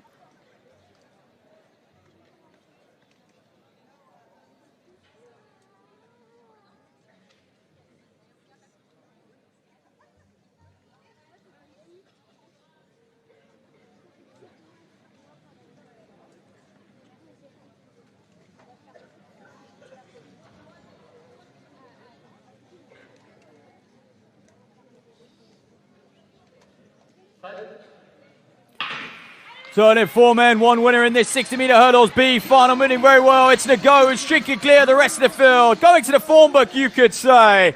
7.83 unofficially. Cameron Nago takes it, and now be a season's best for him. Edging closer to that lifetime best. He came under pressure a little bit, didn't he, from Alakar on his inside, but once he got clear of the field, he was going to be very, very difficult to rein in and get back on terms with this man. Equal lifetime best. Wow. 7.79 officially, and he'll be kind of banging his head together and thinking, if only I had that in the heats. But sometimes it takes a race to really get on top and hit full gas in that fluid, rangy style of his over those barriers. And Cameron Nago, great victory for him. And I wonder if the Nago brothers are going to come and conquer, because, like I said, Matteo Nago looked very strong in his heat. And smooth all the way through, just clipping that early barrier. But when you get out front like that in the hurdles, it's just what you want, really. Because you just sort of, you haven't got the pressure of men coming up on your shoulder and sort of potentially just clipping a barrier, setting you off a little bit. I mean, they're used to being in their zone and blocking out the chaos around them. But, you know, it's easier said than done, of course. Well, ladies and gentlemen, we have one more race of the evening here in Nantes, and that will be the men's 60-meter hurdles A final. It's the men's long jump competition has all but concluded. I believe it has finished completely, so I'm not sure quite what we're witnessing here. I think athletes just sort of measuring their run up in a field for it. And Gisson Balde, by the way, won that competition in his first round of 7.86. He wasn't really up to much after that point. Fouled in round 2, 5.36 in round 3, 2 failures in round 4 and 5, and concluded his days jumping with a 7.32 in round 6. So couldn't find the form that saw him become a world leader just a couple of weeks ago. But he won't mind. It's another win under his belt. And Vladislav Mazur, his second season best, 7.69. Look how tight it was. Bastien Carrier couldn't quite deliver. 7.66 in third. Mate in fourth as well. Radrian Solo, Subasic, Rakumo, and the Italian not starting. So that was your men's long jump final, and that's all the action, bar for one more race of the evening. Unfortunately, Jeremy Laridouce is down to have scratched the final, and that does come at a bit of a shame because he looked very, very good in qualification. Won his heat in 7.66.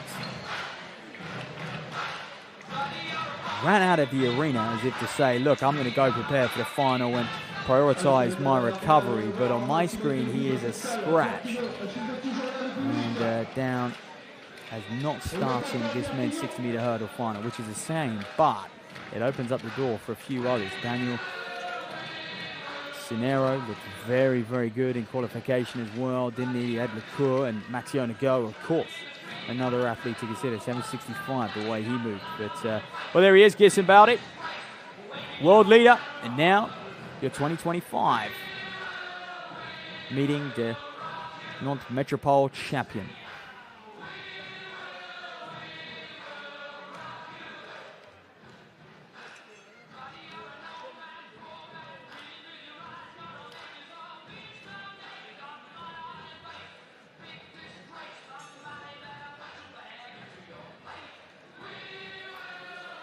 Well, as Gisson Baudet looks to cool down and exit this arena, the crowd will be anticipating this men's 60-meter hurdle. And what a view those behind get, by the way. Just seeing these men sort of warm up, go through the motions, and just accelerate away from the blocks. And this is why indoor competitions are so popular, and in many ways almost, can be more exciting than outdoors just because of the intimacy these arenas give. So Daniel Cinero goes in 1, Lecour in 2. Laridouce, as I mentioned, looked phenomenal in the heats. Unfortunately, a scratch from 3. Erwin Sinner, always a hot competitor in 4. We'll introduce them properly then as we go through the field. Cinero capable of featuring, capable of contesting and really competing at the pointy end of this race. Lecour going from strength to strength, looked good in the heats, didn't he? 7.71, and that was the season's best. We saw a few of those in the heats. Powerful figure. Owen Sinner, smooth, fluid hurdler. Once he finds his stride, difficult to come to terms with.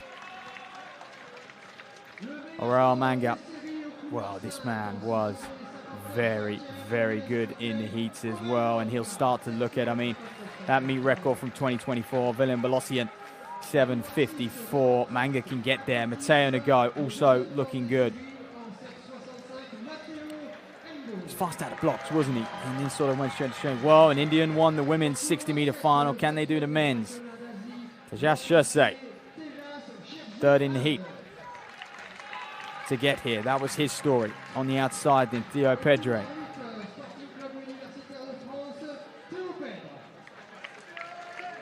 To put it bluntly, will have to probably just run his own race out in lane 8. So the final action here. The men's 60-meter hurdles final. Cisnero, Lecour, Sinner, Manga, Nago, Shersey, and Pedre.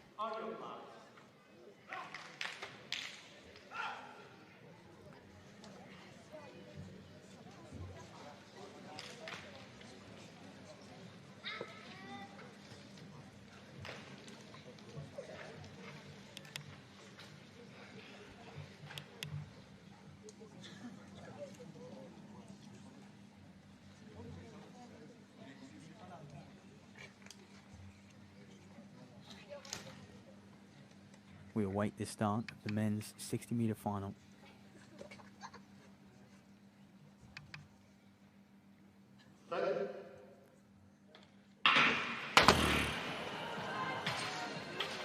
Well, I've seen it multiple times today. There's been multiple false starts, and I count this the 4th.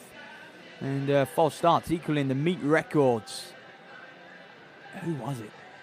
I was fixated on the far side, looking at the likes of Cinero on the inside. Manga, the one who kind of had to go through a couple flights to really, before he could slow himself down. Shersey looking a little bit shaken up. Dare I say, a little bit guilty. So, and, well, there you are, yeah. Shersey, very guilty.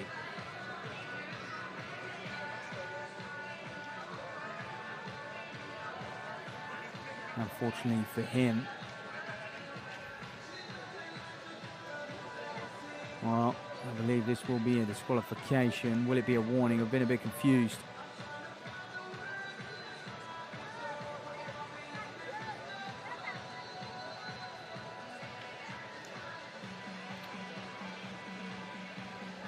All right, so for one reason or another, this is no false start. This is a new start, and faulty blocks, maybe? Twitch? Who knows? All pressure censored, aren't they, these blocks? So it is difficult, you know, when athletes potentially just adjusting in that set position or you know, moving up into it. Very, very difficult to tell. Anyway, here we go for the second time. Men's 60-meter hurdles final. Cinero, Decour, Sinner, Manga, Nago, Shersey, and Pedri.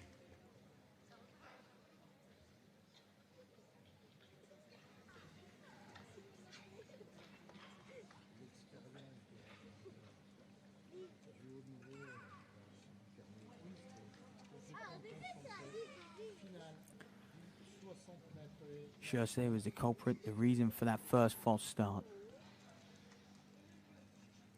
He'll have a little bit out of nerves.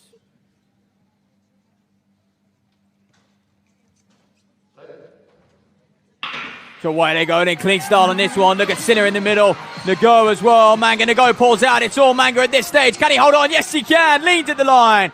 7.64. Despite Nago to his right just being, well, not off-putting, but tying up, and we hope he's okay. Manga will be the first to check in on him. But it was all business for Ariel Manga. 7.60 here, the official time. And that concludes the action here in Nantes. We'll get a good replay of this one. What quite happened to Nago, we're not sure. And I hope he can bounce off of this. Shersey, the man who false started on that first attempt, manages to wind up in third though, 7.68. Lifetime best for Sinner, who's he's been competed here for quite a few years now. We've seen him on multiple occasions, and good to see that he continues to just improve and progress. Lecour as well. But let's have a look at the replay then. Whoa, away they go in double time. Manga, wow, that was quick. But very, very smooth from Ariel Manga.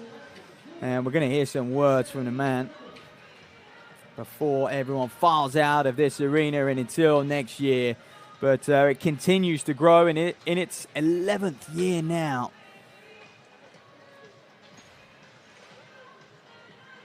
And we're here with him trackside.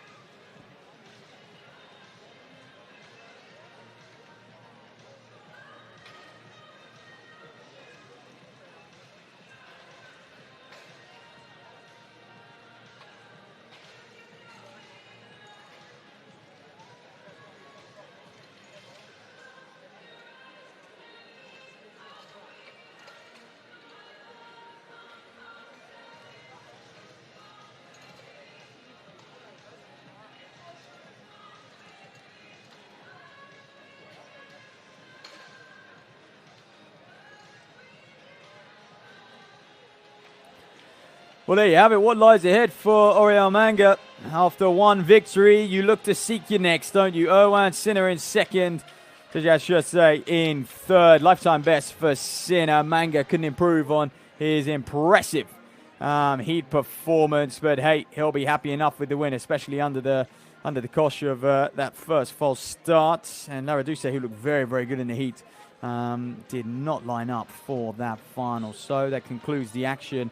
And it really does start to set the tone for 2025. Not only a new year and a new campaign with the European Championships indoors on the horizon, a World Indoor Championships as well, but it's a new Olympic cycle. So I'll leave you, I've been your commentator, Matt Sen, with the smiling faces of Manga and fans alike departing this fantastic arena. And we hope to see you back in 2026. Good night all.